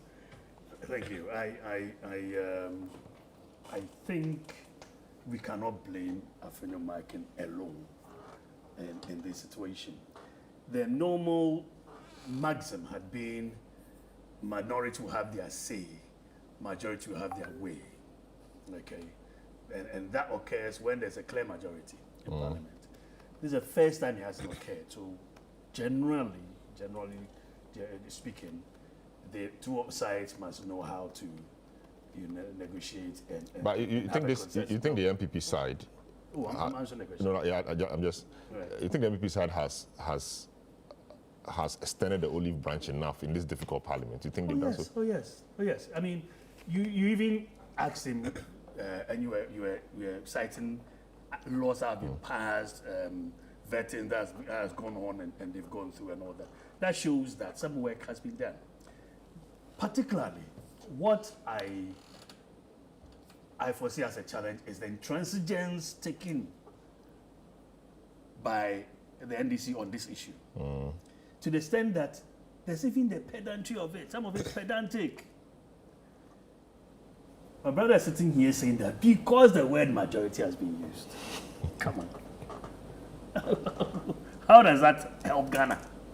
You're going there, you have said that something is more important than the other. All right. Why don't you go there and then focus on those? But it's raised an issue about possible fraud. Yes. Even this majority issue, he can downplay it. No. But it's what is keeping Parliament out of business now. Then that would take us to the legal position. What's the legal position? The legal position is that decision that the Speaker took, that is what has been stayed. Okay? It was an injunction application. When you seek an injunction is granted, what becomes the issue? It means that the status quo is maintained. My brother... Who communicates that? My brother... Yeah, so no, the decision has been made. Who communicates that? Who communicates that? Sorry? Say they don't know. The process has been served on the Speaker. Who the Speaker that? is going there to reverse it, isn't it? So he should come and tell us until the that. Speaker hasn't communicated with them. Listen. Another pedantry of all pedantry. It is not. Is that... No, but address the fraud. Wait, I'm coming to this. So, as we're sitting here, even my brother making reference to them as minority, he has to be correcting it because I don't know what you're using that word for. What does it is? How does that assist? It comes with the how law. does that assist your? It comes with the law. It's a constitutional matter. Precisely. Then you are making it legalistic. Then it's a constitutional matter, and that is why so if you're going to go and in doing so, if you're going constitutionally, we'll go ahead. You are not. Nobody is stopping you from going to court, and nobody is stopping you from using this process. What we are saying is that we will also trigger other legal issues. You've raised a number of issues, and he's addressing them. So he's dealing with the majority, he's dealing with the fraud, and he's dealing with the urgency of business. So let's allow him to flow. Go ahead. When you come from Parliament, what do you have there? Guinea fowl. Go ahead. What do you have there? Guinea fowl. We don't fear to eat guinea fowl. Why? I'm going to ask him that from here. You must buy guinea fowl for me. I'm saying for that. interrupting me. I'm saying that. You should fear guinea fowl. But you are eating it. No, you still eat. But I'm not like I will eat it. For interrupting me, you have to buy it. Now back to the issue. So that is the pedantriness of it. Doesn't help anyone. The court has rescinded that decision and said that come within 7 days, file your so that we go into the substantiveness of it. It means that what it was before this occurred is what we revert into. So I agree that it is fun. You see, when we were marching in Parliament, it's fun. But I think there's a limit to some of the things we do because we have entrusted in you very serious business, passing laws and doing all that. So I think the focus is going on to other things that's making you seem more powerful. And you are the ones who resisted this. At times you can go there and sing this song, help us to resist and repeat that side. Come on. You think it's not important? No. Your business if in Parliament, your business... No, I don't want to... Do you finish? I don't want to interrupt. Yes, don't interrupt him. So, you see, when I'm saying things and it's hitting him, he can't. He'll make the notes and respond. But if he responds again, if it is guinea value he wants, if it's guinea value he wants, I can get him more guinea value. Exactly, and now I want it. Okay, with hot pepper. So that we all know. With hot pepper. But in any case, you see, then again, you are saying that some signatures has been signed, they are not in the country.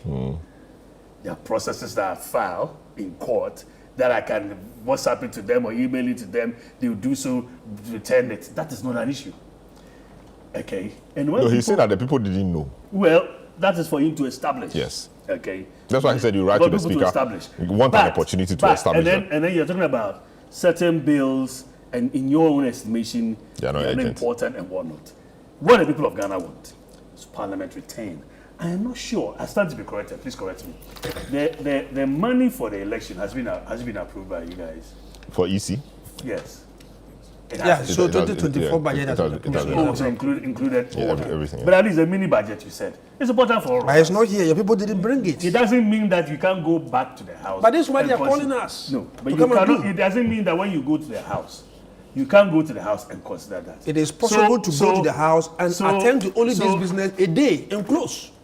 So, in the atmosphere of the same consensus building, you're going to oppose this. You are still fomenting that division.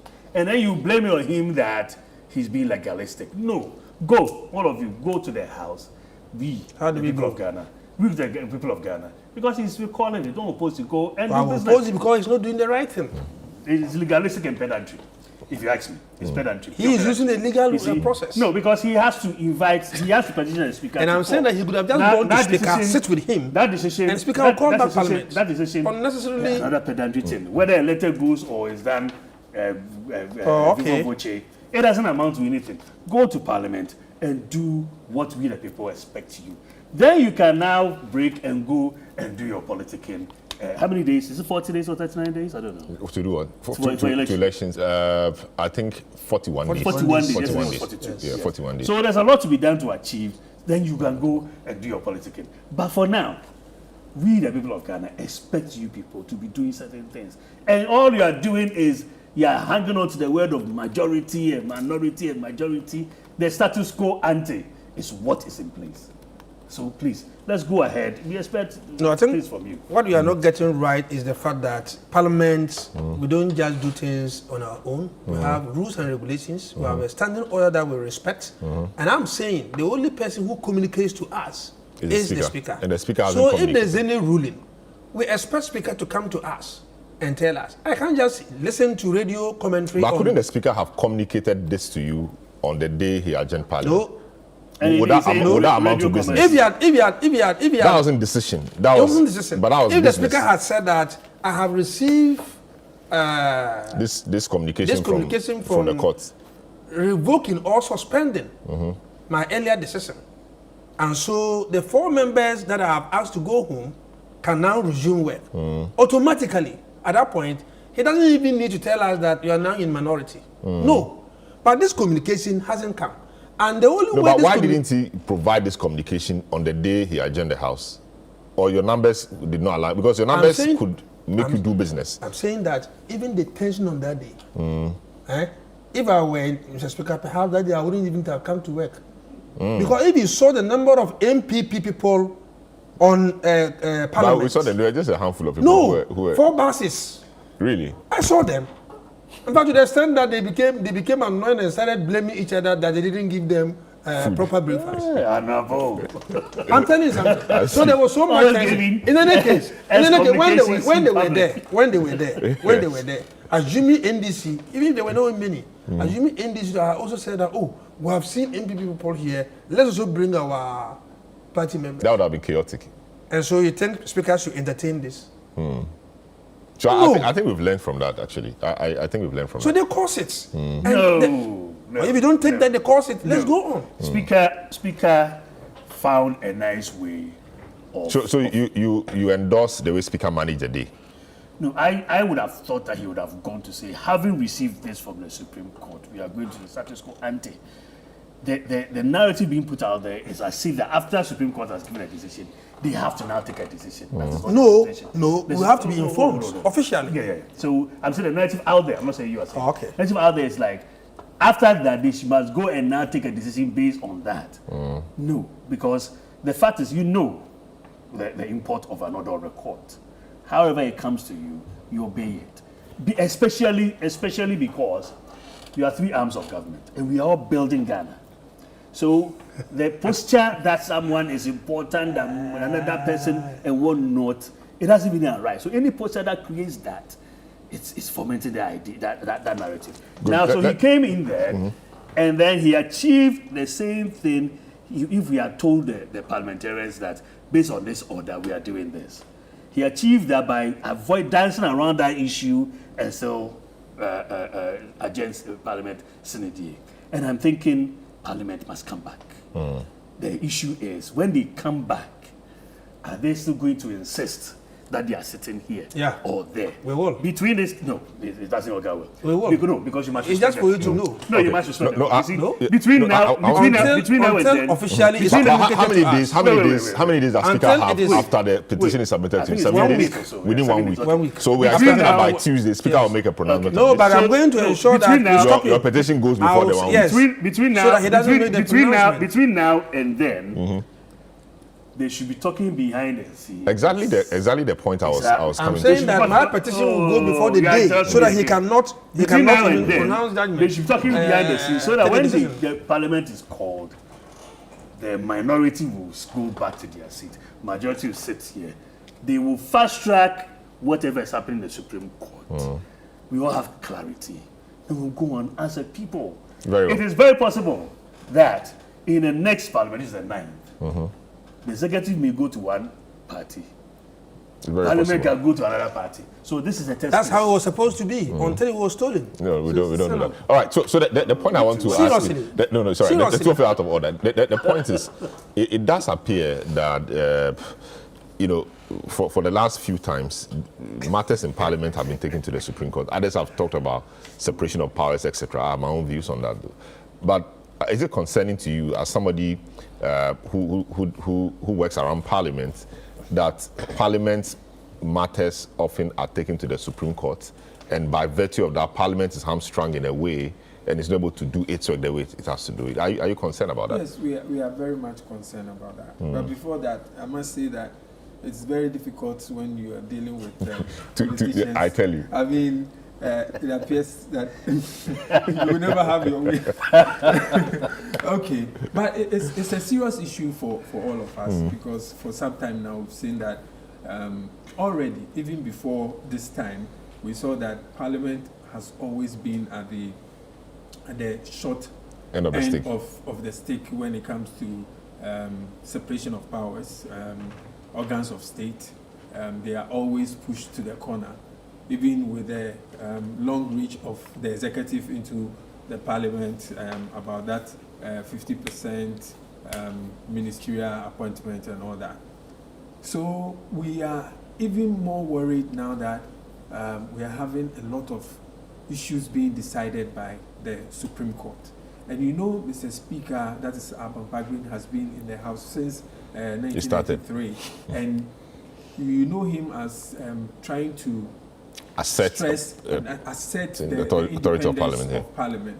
And you could even remember that on Tuesday when he was giving his ruling, he mentioned all these things that we're talking about, being served from the court, and then looking at the composition of the House and the difficulties that surrounding it and all that.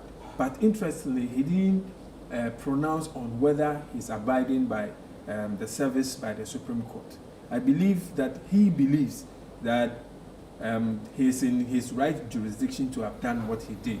And let me, I'm not a lawyer, but we've been concerned about the position of Parliament when it comes to the separation of powers and how things are done. And when you look at Article 97(1) that we are looking for interpretation on, you look at the Constitution from 93 up to about 130 or so, talks about the legislative arm of government. So 97(1), when you look at the beginning, is talking about what happens when one has to vacate its seat, right from A up to H. So it says at the top that this, when it happens, the person vacates his seat. So 97(1) directly is talking about how to vacate your seat. But often I've heard that the 99 bit had been cited. And I think that the 99 arises when there is a dispute. Because the 99 is talking about when there is a dispute about the 97 and we don't understand each other about how the seat has become vacant, the 99 kicks in. What it means is that then somebody must pronounce on the 97 one For there to be a dispute. for there to be a dispute. Yes. Because we don't expect that in the House of Parliament, when the seat became vacant, then the Supreme Court will be called, or the Supreme Court will be the one to come to Parliament and come and indicate that these 4 seats have become vacant. That is not it. Yeah. I don't think so. Yes. So it means that the Mr. Speaker has the right jurisdiction. Order 18 of the new standing orders gives Mr. Speaker that authority. No. And then it says that inform Parliament. No. So if it says inform Parliament, you are informing Parliament based on the conclusion that has come. Because when you look at 97.1, it's clear. It's saying clear that you vacate that seat.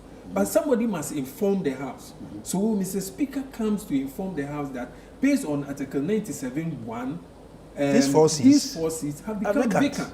And then when there is a dispute on it, then you go to 99 to trigger. So we have been a bit in and out there, but because of the political discourse around it, for us as parliamentary watchers, we cannot intrude so much into that kind of discussion. So we always defer to the political parties and the legal minds. But we are very much worried about how this particular discourse is going. And currently, it looks like we are not seeing the end of this particular dispute. And this morning, our honorable member is telling us that even the petition that has been sent it's questionable. To Mr. Speaker, it's fraudulent. And it's going to counter it. It's fraudulent. It's going to counter it. Now we have other issues to deal with in Parliament. That is about the issue is talking about the mini budget. Yeah. If they had put it in there, important. I wouldn't have triggered this issue. If they had put in this, but they can do an addendum. But they should bring it. Yes, when it comes to the floor, We don't have control over when that. Parliament is recalled, then you can make this No, issue and put it no, in. So they are- But if you go the other way, then it means that I'll we respond. are going to hold Parliament in abeyance, and still we are not coming back, and there's no end to it. But one more important thing that I think will stop all this. What is stopping the Supreme Court from pronouncing on this particular interpretation of the Article 97? But arguments must be filed and all of that. Those things haven't happened. So why don't we expedite the whole thing so that we finish very quickly? But because it's very important to all of us. Thank you very much. It's very important to all of I'm us. sure by the time they finish this, the election would have. Oh, would no, have no, been because held. they gave him a short time to do so, isn't it? I And see. already his lawyer has gone there, so we don't know what. They will come for extension What- of time, what- and they will come for a lot of what, things. time All right, is sorry, let me that's take a few messages. Skelly says, based on what has transpired over the past few weeks, Afenyomakin has proven to be very inexperienced in people's management and leadership maneuverings and conflict resolution. Also played into the rhetoric of the judiciary being in bed with the ruling party. Chairman Sabons would have handled this by getting the other side to talk It would have been a different approach. and resolve.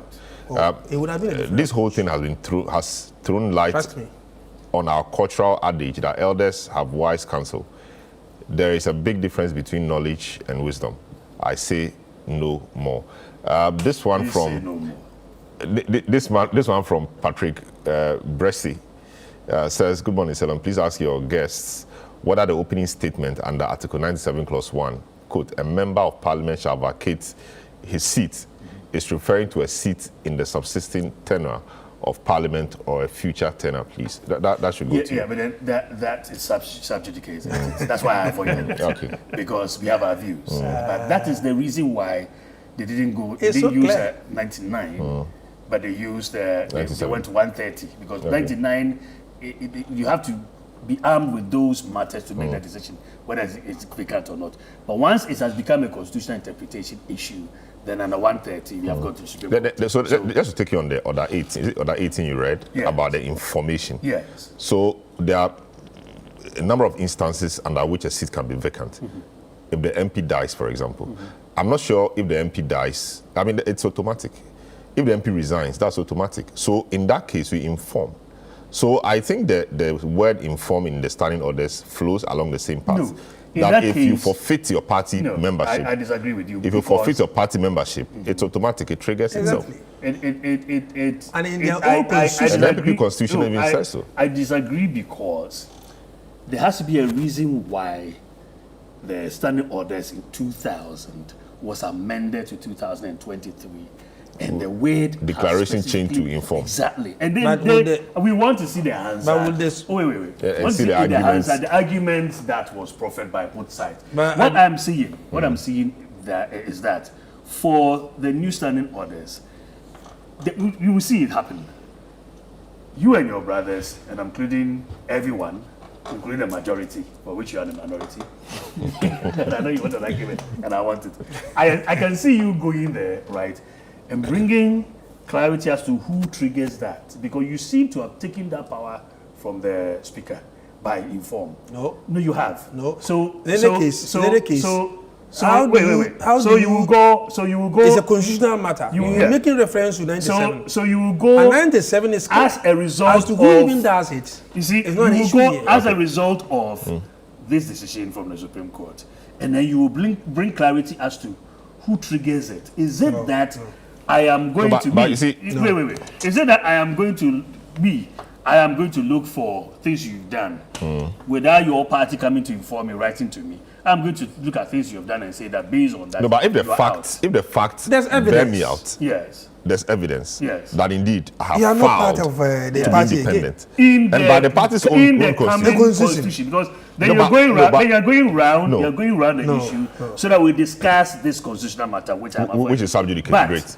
But he is saying that in a night parliament, I intend to do this. Is this that person saying that I won't come to parliament? No, but you are doing the same thing. You are doing what you're doing subjugate to, because it's precisely. So there are two rival meanings we have now sought to put on otherwise clear provision. Yes. If you do that, you are not saying that. An otherwise clear provision of the constitution. No, it should be cut. We have now tried to. It should be cut. So let's leave that. Because I wasn't going to work for it. So why should I take it? So let's. In any case, it happened to Prominent MP, and it was you people who did that to him. Because we wrote that party. No, I have another question. It's automatic. Guys, let's maintain some order. Look, I'm maintaining the order. Yes. When somebody dies. So I have another question, Kingsley. You think that this current impasse we have, and a few more like this we may have, could be resolved legally, or it could be resolved politically? You know, the Constitution is both a political document and a legal document. Yes. It's not everything. It's not everything in the Constitution that you can or you may resolve using the legalistic approach. There are things that can be resolved or should be resolved politically. Yeah. You think this impasse we are having in Parliament will be better resolved politically, or it will be better resolved legally? So this is my position on this matter. That is why I pick issues on standing on the word majority and whatnot, because it becomes a stumbling block for resolving matters. And you are using the word politically. I don't think the word resolution should be politically, because if you say that, then they have vested interest. Yes. No, I mean using the political route rather than so you can resorting to the courts. The negotiation approach. Okay, so that's what I mean. Yeah, so that we resolve it. I think that is the way to go, personally. You see, and I know of cases that has gone from here, was it Alavagno and that land, went all the way to Supreme Court and came back saying till the government took the decision to militarize that zone. He says it's not everything that, even exactly. as it's not everything. I just said exactly. Go. Today you agree with me. I said exactly. For me, I think that consensus building is the way to go. Exactly. You see, but if you want to be legalistic, that's why let's I didn't want the word political, because at this stage where we have 41 days to elections, anything political has all the emotions and passions to it. But we have to calm all that down, and then we look at how we're going to go about this without the political coloration so much that we don't achieve something for ourselves. And I'm saying that to trigger that, if we ask for abridgment of time, Supreme Court makes a decision on this, that will guide, because someone has to definitely trigger this issue of it being made vacant. If the person, because if you look at the first line of the Constitution, said the person shall, so he shall. All right, but if he doesn't do so and becomes contentious, who triggers it? You can see that there's another case filed in the High Court by my learned friend, Samuel Kwakwadu. Yes. Right? Yes. That went to the High Court. Yes. All right. I went to the High Court to do what? To declare the 4 seats? No, I will send it to you. Okay, it's not happening in there. Okay. To say that the 4 seats here should be declared vacant. Okay. And then 2, what the speaker did was right and all that. Okay. So when clarity is brought to this, then we can find our way forward. But the playing on the word majority really doesn't solve the problem. No, okay. Let us find our way forward with this matter without the political colors, especially in these last 41 days. Because you see what when the press conference came, they said they want to repeal some laws and that will gain. The people, these are the ones who are thinking about us. It's a political antics. The COVID levy and all those things. Knowing very well that a private member bill, if it touches on the coffers of Ghana, it has to be brought by the government. So if in instances where a private member bill has touched on that, the government assumes it and that's it. But this one, you are saying you are going to do it. After that, who's going to sign?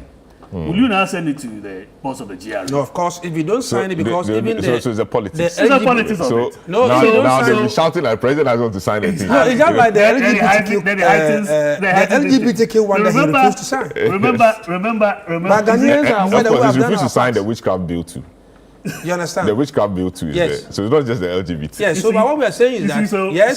So whilst we are waiting for progress to be, because you see, we all make reference to US and UK. They've also had their time, and then we moved on from there. So we are seeking and looking to move on from there. Clement, what do you think should be the way forward on this? So for now, the negotiation issues that we're talking about, I think that we should all get down our high horses, know that there's a country to run. So first of all, I'll call on the majority. Very good. I'll call on the MP. Clement is contempt of Parliament. What you're doing is contempt. But if you follow it, you are also in contempt of court. You understand? So on the NDP side, please align. And the NDC side, yes. Very interesting. We should actually come to the table with something that will help the nation. Because as we speak now, I'm sure that Mr. Speaker is thinking about how to actually handle the House when indeed he has to recall the House. Because the two sides of the House are not ready to understand each other and to compromise on issues. These are some of the things that we are talking about. We are not saying that they do not reach consensus on most of the issues, but the most important one that will hold us in abeyance, just like what we are having now, that's what we expect them to have some consensus on. It's very difficult as we speak now to indicate directly what should be happening, because when you look at, for us who are parliamentary watchers, we believe in the independence of Parliament. So most of the time we are biased towards Parliament, that Parliament should be given the right forum to be able to assert itself and do what it has to do. But at this point, we are also looking at the Supreme Court that also has the jurisdiction to interpret constitutional matters. And that its jurisdiction has been invoked. So what do we do about that? Should the Speaker not listen? Should the Speaker just forget about it and behave as if nothing has happened? So at this point in time, I think that the right thing must be done. Mr. Speaker has been petitioned to recall the House. The House will be recalled. That is, so one of the issues is who is going to determine the importance of the businesses or the agency of the businesses. I think the last time there was a similar thing, Mr. Speaker refused some of the items on the Mr. Speaker dismissed some as not being important. He refused to take some of them because he indicated that some of them were not that urgent. I don't know if this time he's going to do that and say that, okay, these are not urgent. So we realized that he only permitted the ones that he thought were urgent, and then when that was done with, he didn't. So it's likely he will do a similar thing. So you deal with all the ones he deems important, and then Parliament goes back into suspension. Yes, but I think that Mr. Speaker, I see him. Yes, I see him as being very concerned about national unity, because most of the time when he's giving his ruling, he takes into consideration all these things. Sometimes even ignoring his own party that he belongs to. So the recalling of the parliament too, there is some difficulty in there because the order talks about within 7 days he should decide to recall parliament. Yeah. So it could be that within the 7 days You make a we decision. say that okay, I'm deciding I'm calling it I'm calling it in 2 the weeks' next time. 2 weeks. You see, but that's why I think that the route that Honorable is talking about, that they should rather engage him. Because if you want to be legalistic, then he we will be won't be legalistic. legalistic. Yes, so they should rather And we all engage suffer. him and being the father that they all call him, they call him father or father, and I think that they should use that route rather to convince him to do the right thing. So at this moment, it's a very difficult moment for us, but I think that if the political parties are minded about national unity and forward-looking gestures, I'm sure that we'll be able to find solutions to it. And Very well. I think that Yes, sir, Honorable is ready to. I agree with you that if we were to build consensus, if we were to negotiate, that would be better than going this legalistic way. Because for me, I said it here, it's not as if the speaker is stupid, the speaker is reasonable, the speaker is a statesman, he's somebody who wants to see this country move forward. And this is a man who has served so much in his lifetime, this nation, and will not want to do anything that will discredit him, okay? So if I were in the shoes of the minority, you go sit with him, okay? And then Jojo, you have a way of calling back parliament. You would have agreed with him the subject matter for which he should call parliament. And I tell you, if he reached out to the majority and said that, look, these are the issues, for the sake of the country that we are all building, for the sake of peace, I think we should do it this way. I can tell you, we respect the speaker very well. We would have listened to him. But if you choose to disrespect him and to think that you use the legal way to get your things done, let's leave and see how it will happen. But you see, we are all mindful of the fact that the Parliament of Ghana is established by law. And the law has also given it some responsibilities to play and some immunity. So at what point do we allow people to even infringe upon our rights? Now make reference to Article 115. Article 115 allows a freedom of speech, debate, proceedings, okay? And that all this shall not be questioned by anybody outside Parliament. So today, part of our proceedings is being questioned. I've been questioned by... So should we fold our arms and say that let go? The same constitution that gives the Supreme Court or the High Court the right to interpret is also giving us the right to have freedom of speech, freedom of debate on the floor of Parliament, and to ensure that our proceedings are not interrupted.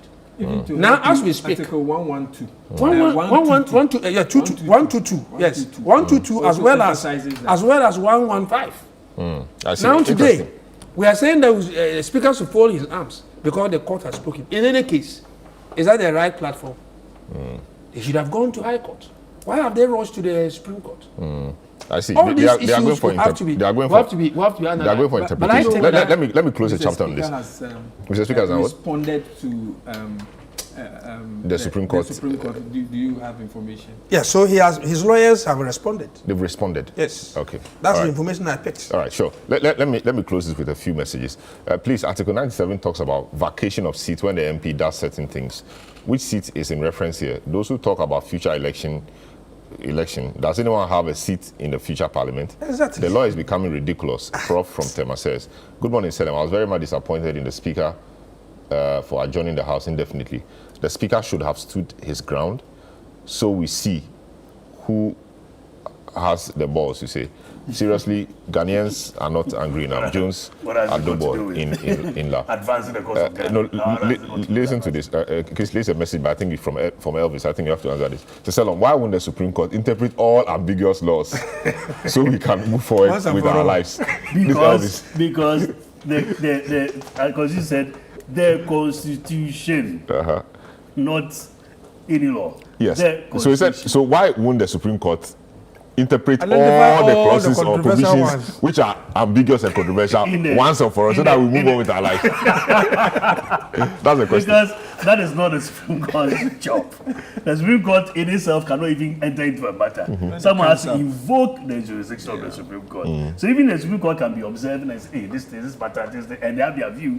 But if someone doesn't come and invoke their jurisdiction, they have no business entering into the matter. It is only because someone has invoked the jurisdiction. And then, again, the Supreme Court doesn't give lectures. There has to be a live matter. It doesn't give legal advice. Legal advice, no. That's what I'm using the word lectures. Yes. You see, it has to be a live issue. So you can't go and create a situation, a scenario, and say because of the Supreme Court interpreted. No. There has to be a live issue going on that they have to bring their bearing on. And so that's the only times that the Supreme Court will come in. There has to be a live issue, and someone has to invoke their jurisdiction. Very well. So this is the big issue. You just said, my guest. We had. But he hasn't interpreted his position on Article 122 and 115. What because I expect these to be what the lawyer for the speaker would deal with or will argue. Will argue, yes. But then in doing so, you see, it doesn't say here that it doesn't include constitutional matters. Okay, so the fact is that also excluded constitutional matters. No, but this is. I mean, but constitutional matters will always come up. So the fact is that if it's embedded in there. You see, there even used to be a case in Mekankan case where if it's unambiguous, there you go ahead. There you go ahead. But I think the Zanato case has changed everything. The Zanato case has changed that. The Zanato case is that once there are ulterior views, once somebody's raised that the fact that there's a rival meaning, pause and let the Supreme Court. And then when they interpret it, the Supreme Court cannot come to the Parliament and say, now do this. No, the Supreme Court will interpret it. Parliament will use that in its deliberations. That's the beauty of the fear is that tomorrow somebody goes to court, the Supreme Court, to say that the way Speaker is going about his business. I think that is infringing upon this particular clause. And the Constitution. Yes, and so what is it called? Tell Mr. Speaker to stop work so that you interpret it, and then we'll continue. But that is the essence. But that's what has happened. That's what I'm saying. So once we allow this to go, what we're likely to see is Parliament stopping work. No, but that's a genuine concern. Exactly. That's a very genuine concern. That's why I think that the ratio in the Zaneto case must be really looked at again. Because so if Parliament has to take a decision. So when the ratio favored I'm just saying NDC, they kept quiet. Yes, so that's part of the political conundrum we have. Do you realize that they're even making the issue of the Article 99 that says the High Court has a jurisdiction? Yes. Do you realize that even that it was in the High Court, then that constitutional matter, okay, so it was referred to the Supreme Court. Now Justice Atukuba assumed that from now we commit ourselves the jurisdiction of the High Court, which he has a power to do. So the Supreme Court has the jurisdiction of all the courts. And now decided the matter and it ended there. People did not make any issues out of that. I mean, so it's a game of interest, which I think principle must precede interest. Precisely. In 2020, principle is that if there are rival views, we must refer. But you see, the issue about the rival views, there could be a very clear constitutional provision. I may convince myself of a rival meaning and put it on it and get, if it's a political party, get my followers to trumpet that view. And once it's said many times, people will see it as a rival. I am glad you are making this an issue because that's what I see happening now. Exactly what that's what I see. That's what it is. And you see, that's a danger. That's what I see happening. That's a danger we must guard against. Precisely. That is why the Supreme Court must be careful when it comes to political cases. We must be careful how we want to toy with our institutions. But do you agree that there's another decision, that the ratio in that must be re-looked at? That once it is raised... I have to look at it carefully before once it is raised, you stop. Yeah, but I have to look at it carefully before I side with you. Because, you see, the Constitution, as we said, is a living organism. It grows and it solves our problems. And so if there are more instances where we probably have to look at that, the Supreme Court will do that. Or a case will come up and the Supreme Court will elongate the panel and do that. But, you see, in not laying blame, we are now looking at 122 and the rest and say that we are masters of our own. That's not the situation. We do not rate that into it. It is the fact that Parliament must assert itself and do its work perfectly. At the end of the day, all the Supreme judges have to be vetted by Parliament before they become so. But a small thing left in the Supreme Court, let's leave it there. Which is interpretation. Exactly. So go ahead with the interpretation. Yeah, but that's what you're doing. But in doing so, what happens if the interpretation narrative goes other way? In doing so, if, let's say, in any case, for me, if you ask me, they have not. you know that I was. Let's say if the Constitution. No problem. I'll come back to you. Oh, this time it's not like somebody's on the floor. We all. I even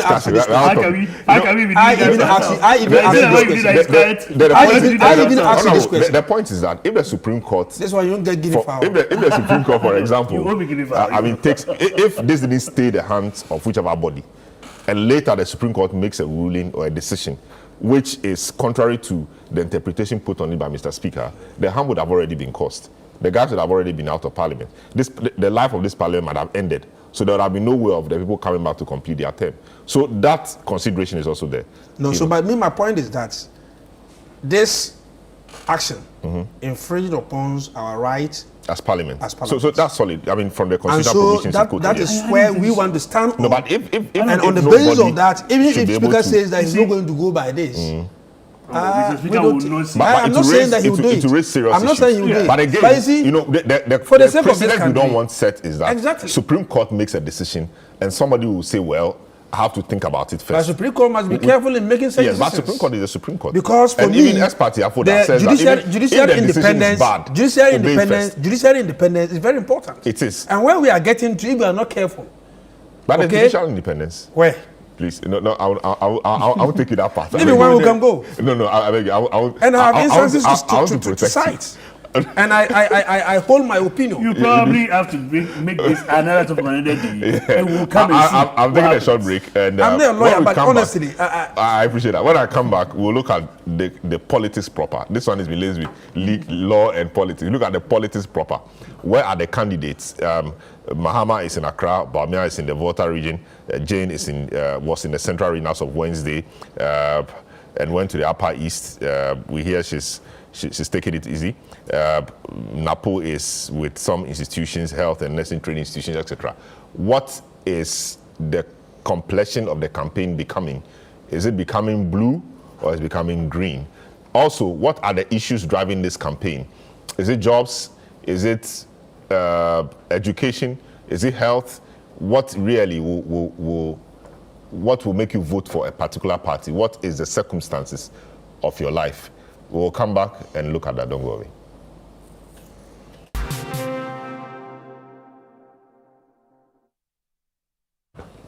All right, welcome back. This is a big issue. We are 97.3 City FM. We're on our socials as well, and we are happy you are joining us with your comments and all of that. One, which of this coming from Kweku in La Paz, says, our Supreme Court is doing politics rather than the law. So that's what Kweku in La Paz says, and a few others have sent some messages I'll read later. Now, we want to delve into the politics. We want to go around and see what the politicians are doing and what they are saying. Indeed, a number of things. The Center for National Commission for Civic Education is in a recent survey put out some key issues that they think will drive the elections. They rank them topmost, middle, and least. In the topmost, they put education as number one. They say education is the number one issue that people are looking at to vote. They also put they put let me give it. They put employment as number two. Employment, jobs number two. Health number three. Roads and infrastructure number four. Economy as number five. So 6 is agri, social services, women and children. Number 9 is corruption, youth development, security, energy. So energy is number 12. So Dumso and Sins number 12. Needs of persons with disabilities, social intervention policies, etc. I mean, number 14. Also, earlier in the month, Musa Dankwa of Global Info Analytics also did some work, and he put economy as number 1, jobs number 2, education number 3, healthcare number 4, roads number 5, taxes, number 6, corruption was number 7, petroleum prices, number 10, otherwise known as energy, and maybe doom so. Water, number 8, security, party member, sanitation, others, religion, ethnicity, etc. In that particular order. So we'll look at this. My panelists will give us their own list and what they think will drive this election and why they think so. In the meantime, I'll just go around and find out where their candidates are and what, in their view, is the response they are getting from their people. I'll start off with Honorable. Now, John Mahama has been in Greater Accra. Running mate has been in Central and Upper East and a few other places. How is the campaign looking for you? Salom, the campaign is looking very good as compared to previous campaigns. The people are responding very, very well. The decision by the flag bearer of the NDC and the running mate is that don't bus people from one constituency to the other, because we think that you end up just deceiving yourself, and it's also very expensive. So as he goes to your constituency, only the people within that constituency are expected to come. And it's been very, very good. He's able to tell the response of the people. It's not artificial. And so for me, his rounds, let me tell you, when he came to Savannah region, I am a member of parliament for Bole Bamboy, part of Savannah region. I am the chairman of the caucus, okay? But the decision was that everybody should stay, okay? Don't bring your people to Damango, for instance, because he was coming to Damango. He was also going to Daboya Mankargo. He was going to Salaga North and Salaga South. Don't carry anybody there. But why is it so important for you to make this point? That it is important because sometimes when people see other flag bearers with crowds, okay, so we have won the elections already. Look at the number of people who received this person in Volta region. For instance, take the MPP presidential candidate into consideration. He was in K2 and other places, South Dai, and people are saying that, oh, look at the number of people who are following him. We also saw there are videos of people being bussed from one constituency to the other. They bus them when they are down with this one, they give them money again and bus them to another constituency. And that has become some people's business. You know, the unemployment rate is very high. So the little you give to the person and ask the person to sit on a very comfortable bus because they have money to pay and also get something small to put in the pocket, why not? But that doesn't mean that they will vote for you. And we've seen people in MPP t-shirts after taking their money and doing all these things, they now come to own up to say that, yes, we have followed them because we wanted. But both parties bus. Both parties. I'm telling you that this is a directive. And we have gone by that. We have obeyed it. And I believe that many parliamentary candidates are doing it. Normally, people will not do it when there's some money from central party leadership, okay? Giving it to them and asking them to use it to bus the people. In our case, we don't have the money to do it. But they have money, they are in government, and they are abusing incumbency. So they are able to even get buses that belong to state and other things to bus people from wherever. But if even they get buses that belong to the state, they must pay. The buses are open to everybody. I can't tell whether they pay or not. If, for example, they go for STC. I can't tell whether STC they pay or commercial. not. I can't tell whether they pay or not. If they go for but I'm saying that we they don't have must pay. money to pay. So we are staying our cool, and we are saying that. So that explains why your numbers are smaller. No, they are not. If you can if you watch, you even compare. I'm just telling you that if we were to bus, that would have been a different story. But we don't bus. But what's the message really? What's the message your candidates go around telling the people? What do they tell them? So many a times, especially those days when we hadn't even finished with our manifesto, you hear they don't have any alternative. What alternative solution they are bringing? Now they're not talking about alternatives. They try to discredit some of the policies they push. They don't get way. For instance, take the 24-hour economy. The nightclubs. When the 24-hour economy concept was mentioned, the first thing we heard was that, it's already happening. The vice president said, but that's a fact. This is a new thing. But you see, You know, he's my elder brother and I respect him a lot. The vice president. But there's a difference between an idea that you just observe and a policy. When something becomes a policy, it means that there is a deliberate effort to formalize it. There's a deliberate effort to ensure that you set target as a result of that policy and that you work towards achieving those targets. That's the difference between a policy and something that is just being practiced haphazardly. He got it wrong there when he said that, oh, it was already happening. It was happening perhaps not in the formal and not in the policy state. So the NDC, what is not happening in this country? Before NPP came to government, 1D1F was already happening. They came and formalized it and called it a policy. And we agree with them, just that it failed. Now, education, free education, was already happening. They came and put it in a different way they want it, and then call it a policy, and then we all ran with it. So the difference between a policy and an idea that is being implemented are different. And so for me, they got it wrong when they said that, oh, this is just something that is already happening. Then another time they said that, oh, who doesn't rest? Even God himself rests. So the 24-hour economy is fake.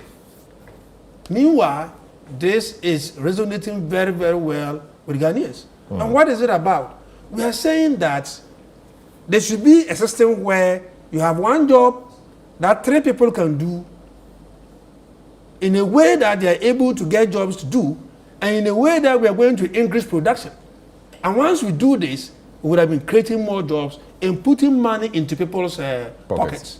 And we have come out, the motivational package that we have, so that people who apply to the 24-hour economy, whether in the private sector or in the public sector, you benefit. And ultimately, it is to create more jobs. So this is the message that His Excellency John Dramani Mahama and the NDC are out there articulating. And I'm happy to tell you that this is resonating very well with the people, and we believe that we are going to win this election once and for all. It is not going to be any second round. We also have the policy of ensuring that we have agri mechanization centers across the districts.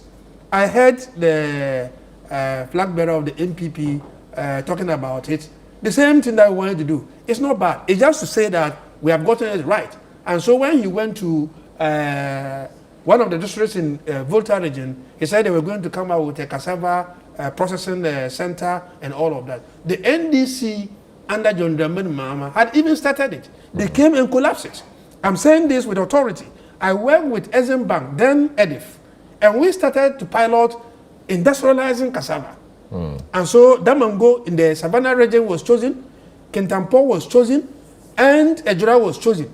And these were to pilot it and to ensure that we have enough flour. So they were supposed to produce what we call high quality cassava flour. And that was supposed to be used by Iranian Brothers and Co. We have spoken with them, and we are going to now offload these materials to them so that they use it in processing bread and other flour products.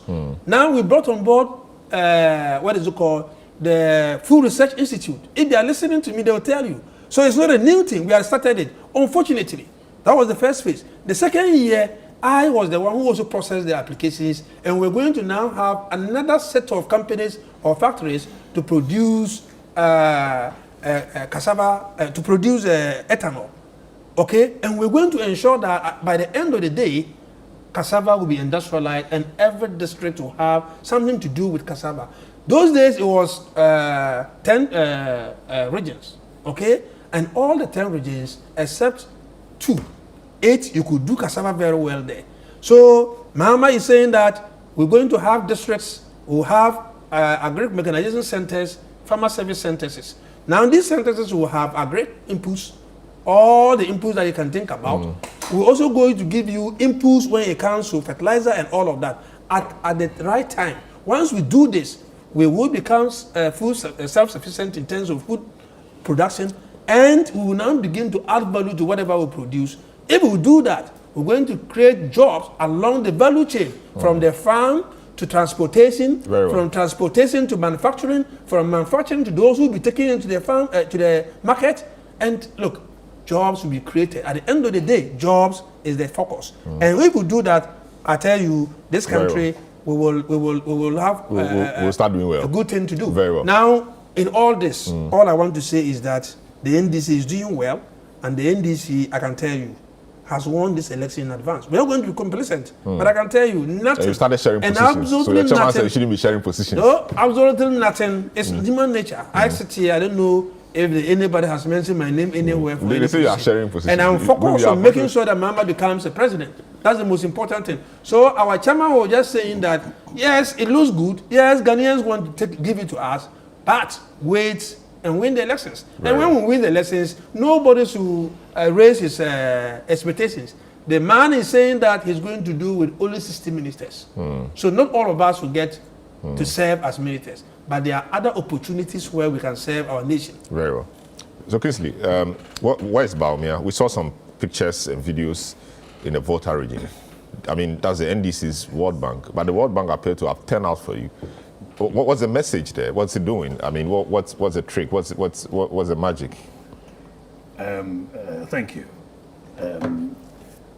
One thing I can say about Bawumia is that he has this effect on people. All right. The first time I met him, and a group of people who had met him were talking about certain things, challenges we're facing, and it's like, out of the blue, he's able to come up with certain solutions which make sense. And I kept on nodding my head, like, see, because it makes sense. That's the kind of person Dr. Bawumia is. So he has this unifying personality. There's this air around him which is not obstructive, it is not divisive, it is all-embracing.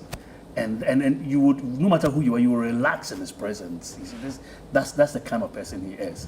And if you add that to solutions-oriented person that he is, that's magnetic enough, and that's what we need as a people. So when he goes somewhere, you will see that I wish I could dance like Baja. Is your way of dancing. We do that, do I? And you can see this young lady dancing on the stage, to the extent that another guy jumped over and they were dancing beautifully, nicely. I've been to Who and Daniel places to do cases, and a very, very, very peaceful, very nice, green atmosphere. And so when he goes there and he's able to get that kind of numbers, it is phenomenal. You said you're embarrassing people. Well, I don't know about that. I don't know about the person. And if he told that all people bus, I don't know about that, because we are using one bus. Everyone is in it. The campaigns, everyone is in it. We go from places to places. You never see any buses anywhere. So I don't know what he's saying. And it is the solutions we create. We've already said that we want, just for IT purposes, about digitalization with drives. And it's important because Tony Blair said that the next phase of the global issues is going to be driven by digitalization. So those who buy into that idea are buying into the future. And that's where Dr. Bawumia is taking us. To the extent that even now, you see he's meeting the entertainment industry, where they're creating a platform so that they can disseminate their music and all that, which is already done, isn't it, outside? And so you have to go onto those platforms. And we say we're creating our own. And it's government backed, okay? And he's saying that he's gotten several people to come to create that. That's the kind of person. And is he even on that platform? He didn't take it upon himself. He's acknowledging that other people are part of this. Okay, so that's the kind of person Dr. Bawumia is. And wherever he goes, you will see that. So you see people coming in droves because of his magnetism, because of the fact that everyone wants to come and see him.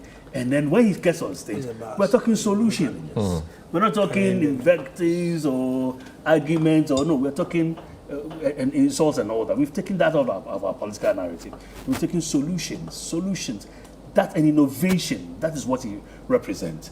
And I'm glad you said that the elections, people are focusing on education. Superb. According to the NCC. Yes, superb. Because when it comes to education in Ghana now, the track record that we have chalked is so phenomenal that my brother's party now wanted to put out the narrative that they in fact brought in free education. So when we started playing their criticisms, and that one says the flag bearer, which I respect, Dr. Joma, I respect him a lot. I think he's a very good guy, very nice guy. He said that I think that there's a better candidate to rule Ghana, and that he has lost his chance. He was at the helm of the government.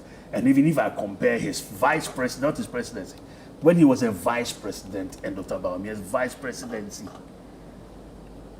the comparison is so wide because Dr. Bawumia has done a lot of things that he's championed. He's been the most visible vice president under the fourth Republican dispensation, you see. So education, I've looked at TVET alone, STEM alone. I've looked at, there's a school in the Ashanti region, girls' school, right, which is not the top 20 or top 10 or whatever. You can mention the national size is going on. You can see the schools coming up, and some of the schools fall, and we say, hey, how could they happen? Because they're at the top. So, judging by that, this school is not one of these top schools. They created a vessel, all right? And that vessel, it was tested in Western Region, the Naval Center in Western Region, Takrady. You put it on, it's able to read all the data on the bed of the water, collating data. All right. Then, right. Then, You just tell me that it's time for prayers. very well. Then the naval command now said, okay, this is what you miss out on. They show them how you can stay, because the thing was a bit shaky on it. So this is what you put in to stabilize it. These are secondary school students doing that. We all have clips where we say that our children are learning how to do certain things, and the Japanese are now manufacturing things. You've seen those clips around. And these are secondary school children who are doing that, ladies who are doing that. I think that is a massive, massive improvement of our educational system. We're talking about health. We're building a lot of hospitals. All right. This November, we will launch a number of Agenda 111. How many have you built so far? I said this November. We will So launch. 8 years. It's November. No, but we didn't now start. you're not talking about. But we we will didn't start. launch. But we didn't start. We didn't start it from the 8 years. Why? You didn't see that as a priority? Oh no. You didn't see health as a priority? When you're talking. No, you posed the question to me, so I have to respond. When you were talking, I respected your time. It's all right. I know you were saying that even when you punch holes in the number of people who gather at the place, I kept quiet. Honorable, don't bring Parliament here. Don't bring that your dancing that you do in Parliament. It's all right. It's okay. Don't bring it here. Cancel it. Let's don't bring it here. Cancel it. Let us. I shouldn't bring my Parliament here. No, it's okay. It's okay. Let's. It doesn't have a parliament. It's a parliament of Ghana, just like the Supreme Court. Yes.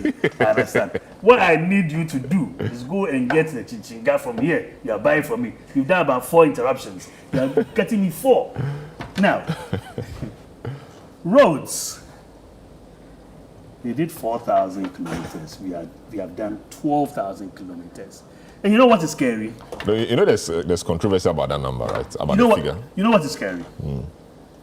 Now we brought in the drip. But I just started working. Oh yeah. I did working Oh, yes, because yes. what I Oh, see is they are now commissioning or launching No, them. yeah. And there's a Let me show you, fight between let me NDC show you, and let me MPP. I had And in to my go- community, you see, I'm waiting for the drip I was equipment coming to work. from Hachu, Yes. right? Coming from Hachu through to Hachu Junction and go to court one of the mornings, all right? And then the traffic was too much in front of transitions. So I used the Bosher Road, went to Academic City. And then from Academic City to that road that links up with Wisconsin is shorter. So I was avoiding the traffic. But I was saying, my shocks, my car, and all that.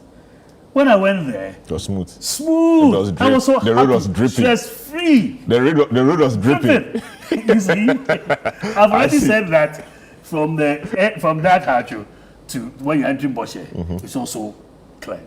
All right. So that's the work of the drip. Not feeder roads or not urban roads. That's drip. Drip is for Filling potholes. no. For feeder roads. That Okay. drip is not the main roads. Drip is for that. All right. But it's a department of feeder roads. They didn't do this work. That also no. That's the local government. Okay. Drip is under local government, and so go through the MCEs and whatnot. Okay. That also, when they saw the potential of this, they started fighting it. That is not Dr. Bawumia's idea, and they said, so I asked them, if it's not Dr. If we are saying it's Dr. Bawumia's idea, okay, Was it your idea in Parliament? They said because he came to Parliament and they passed it and they had to find the money for it from the local government. I'm thinking, if it originates as Dr. Bawumia's idea and it gets to Parliament, would it not come through a substantive minister under which this is being brought, which would be the local government, isn't it? And he said it would be through the MCs and DCs. Is that not so? Why would he come to the Sun and say, by the way, this was Dr. Bawumia's idea? Is it relevant in Parliament? He is coming to present that in Parliament. And then you voted for it, and you found money for it. Thumbs up to all of you. So they've only paid 15%, and the rest is for the where next to get the government. money from, it was a parliamentary idea, both parties. This part of the building consensus, all right? Both parties found money for it, all right? But the idea that we have to create this drip thing, to the extent that they are now saying because all they're targeting is whether it was Bawumia's idea or not Dr. Bawumia's idea. It's Dr. Bawumia's idea. We have said that. You are saying that because in Parliament it wasn't said that, and even when it was being launched, they didn't mention Dr. Bawumia's name. That is neither here nor there. Very well. The generation of I'm not done. No, but I think you should be timing us. The time you gave me and the time but you gave me. but you had a long. No, because I have listed quite a number of things. I never had had a the long So let's go. I'll take a short break and I'll give Clement some time. It's not so much the fact that you're able to say more. It is what is visible for people to see. Exactly. Dr. Bawumia goes to places. And we're not even talking about the MPs yet, and we have avoided that. MPs, all right? now. As in the parliamentary seats. Exactly. But that's a whole discussion on its own. Precisely, but you said the elections. Yeah, the election. Because but I'm looking at someone the must presidential. exactly, but someone must win both the presidential and parliamentary. the parliamentary. 27th, my good friend, my classmate, Michael Quay, is launching his manifesto. If you look at a lot of the constituencies, the MPs alone are launching their manifestos. Have you seen an NDC person launch? I'm giving you an idea. No, but they are drawing from the main Exactly. the main manifesto. But so that's suited what it is. because you see, particularly parliamentaries, it is suited to the constituency. But we'll That see is whether where- that- we'll see that is whether- where that is why he we'll- was drawing. That's why he was asking the question that, what about those who vote for you? Very well. What did you go and tell them? How did you win the primaries? I need to And take a how break. are you going to break it down to them? Very well. And all these, my party, all the constituencies, they are doing that. Very They are well. launching their manifesto. Very well. So that is what would deliver The election. the For seats, Dr. Bawumia. the presidential and the parliamentary. And I'm saying this one, we are getting majority of parliamentarians. Very well. We'll take a short break. When we return, I'll hear from Clement, and then I will also ask my guests to give us the order of priority of the issues they think will determine this election. This is the big issue. Don't go away.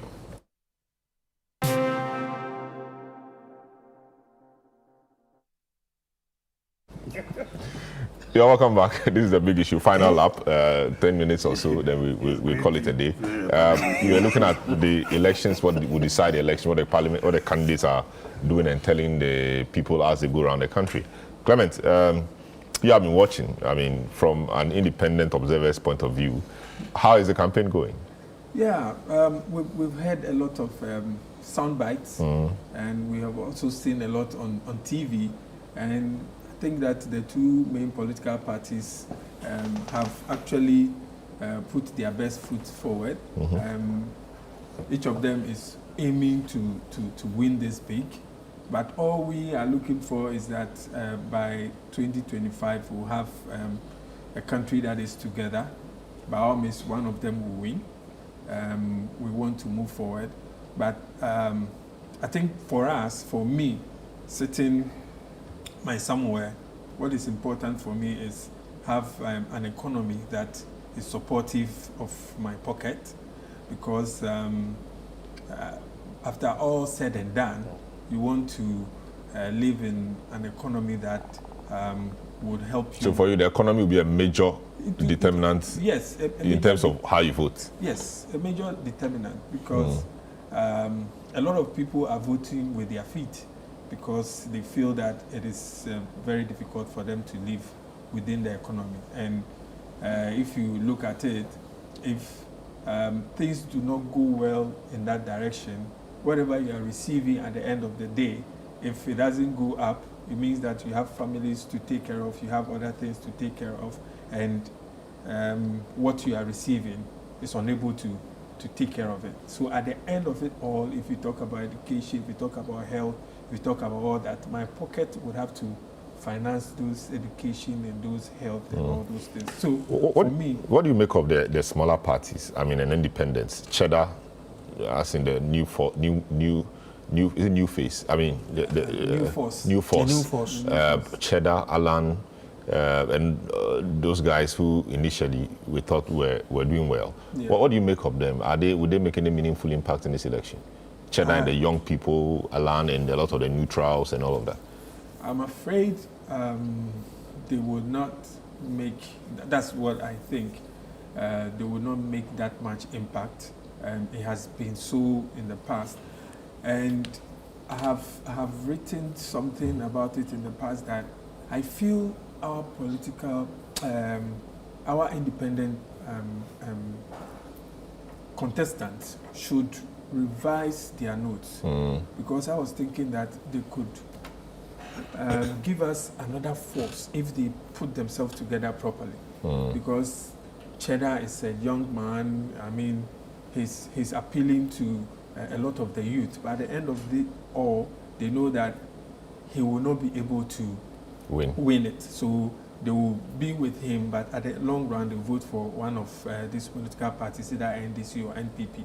And Alan Chairman thinks Afrofanto, for instance, is also a very experienced politician who can do something. But standing alone is difficult because of what we have seen in the past. So I was thinking that if they can rally their fronts, come together, and form one big political party, or even put themselves together as independent people, but drawing from each other. So, for instance, one of the things I was looking at is, how about Alan Chairmanti pairing with Cheddar, for instance? Because Alan Chairmanti has that pedigree, that political pedigree, as an experienced politician in the past, pairing with somebody who is appealing to the youth, for instance, like Cheddar, with all that, I think they would have made a lot of impact in this particular election. But this one, the way they have gone other ways, it will be difficult for them. You think this election will go into runoff? No, I don't think so. It will be one touch? I think it's going to be one touch. I see. Honorable, what matters do you think will determine the election? Education, economy? First of all, I agree with you that it's going to be a one touch. Okay, I see. There's not going to be any second round. Okay, but it could go anywhere. If the Electoral Commission will be transparent, will be fair, and if government will not want to use the military, okay, we're going to have a very peaceful election, and there will be a transition of government like we have had it previously, and then we'll move on. Anytime Ghanaians decide again that they want to change NDC and bring any other political party, then they will do so. Very well. But as it stands now, I can tell you that this election is a foregone conclusion. You have a candidate who has been given the opportunity to be a running mate or to be a vice president for 8 years, almost. So you have just 1 minute to do. That 8 years or so, or almost 8 years, anything good is attributable to him. He has done it. Anything bad is he's not aware of it. That for me is not sincerity. As a human being, there are instances where you would have also taken some wrong decisions. So you should be honest enough to say that, yes, I was part of this. We didn't get it right. This is the way we intend to do it. But that's not what we are hearing. Even the drip, we are told that is Baumia's idea. When drip is collapsing, even before it starts. Come to Bole Bamboy. There's a community called Sonyo. Drip equipment were sent there. 10 good days, they were standing there. Nothing was happening. Fuel? Fuel. But they have money for fuel. Now I had to go there, use my own means, because that road was very, very bad, very terrible. And the chiefs and everybody were calling on us. The DC has said that they had given it out as a contract, that they were going to do it. 2 years down the line, it wasn't done. Until when the drip equipment came, they sent the drip equipment there. 10 days they were sitting there. The drip was not dripping. Doing nothing. I had to go and arrange equipment to go and fix the road. As I speak to you, halfway the road is done. Very and well. I'm asking them to complete the other part of it.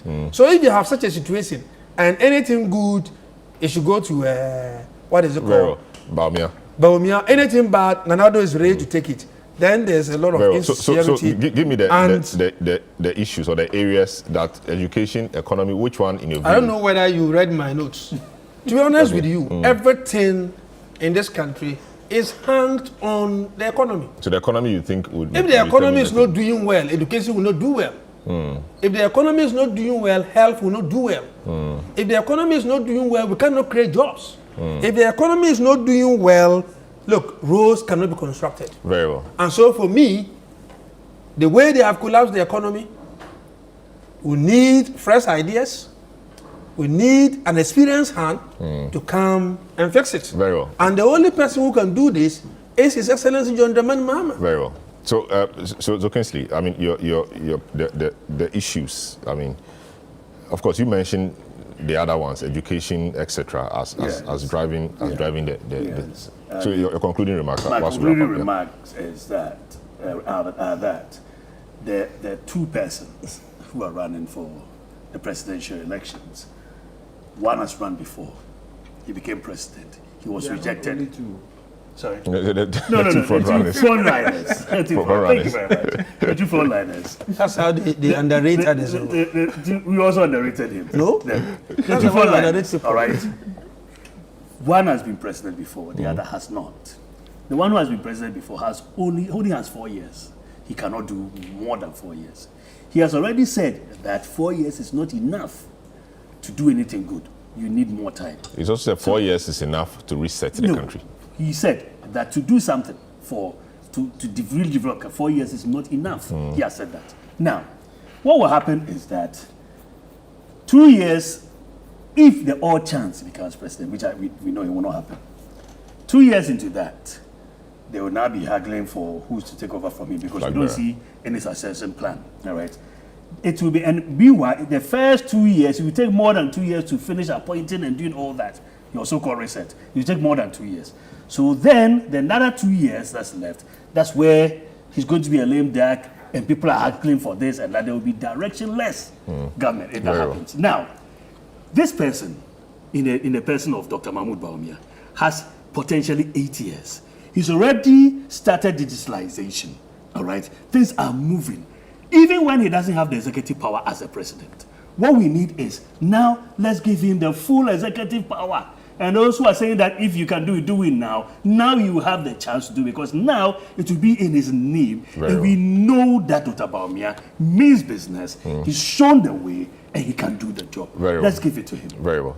So that's Kingsley Amakwa Wedu, Esquire for the MPP, Clement Akolo of the Parliamentary. So I thought you were going to give me my last comment. You had your last word. No, you didn't ask me that it was the last comment. No, but I didn't just say it was last word. No, that's not fair. If you had told me that your last comment. Okay, I mean, so, but you started. You started. No, but let's not argue about this. So your last word. So your last word is. But I also have my last word. Just 5 seconds. Just 5 seconds. Then we go. My last word is that 4 years, 8 years. Compare Mahama's 4 years in terms of infrastructure development, in terms of how he grew this country, and compare Nanado's 8 years. Thank you. And then you can tell you have used the word whether or not 4 years Mahama can do better than Mahama Bawumia-led administration. Very well. Okay. So, all right. Thank you so much. It is Dr. Bawumia who is now coming. Who has done nothing. He has Thank you done so much, guys. He has mismanaged our economy as the chairman of the My name is Selam Adenu. He has collapsed the economy. And because of him, their parties collapsed.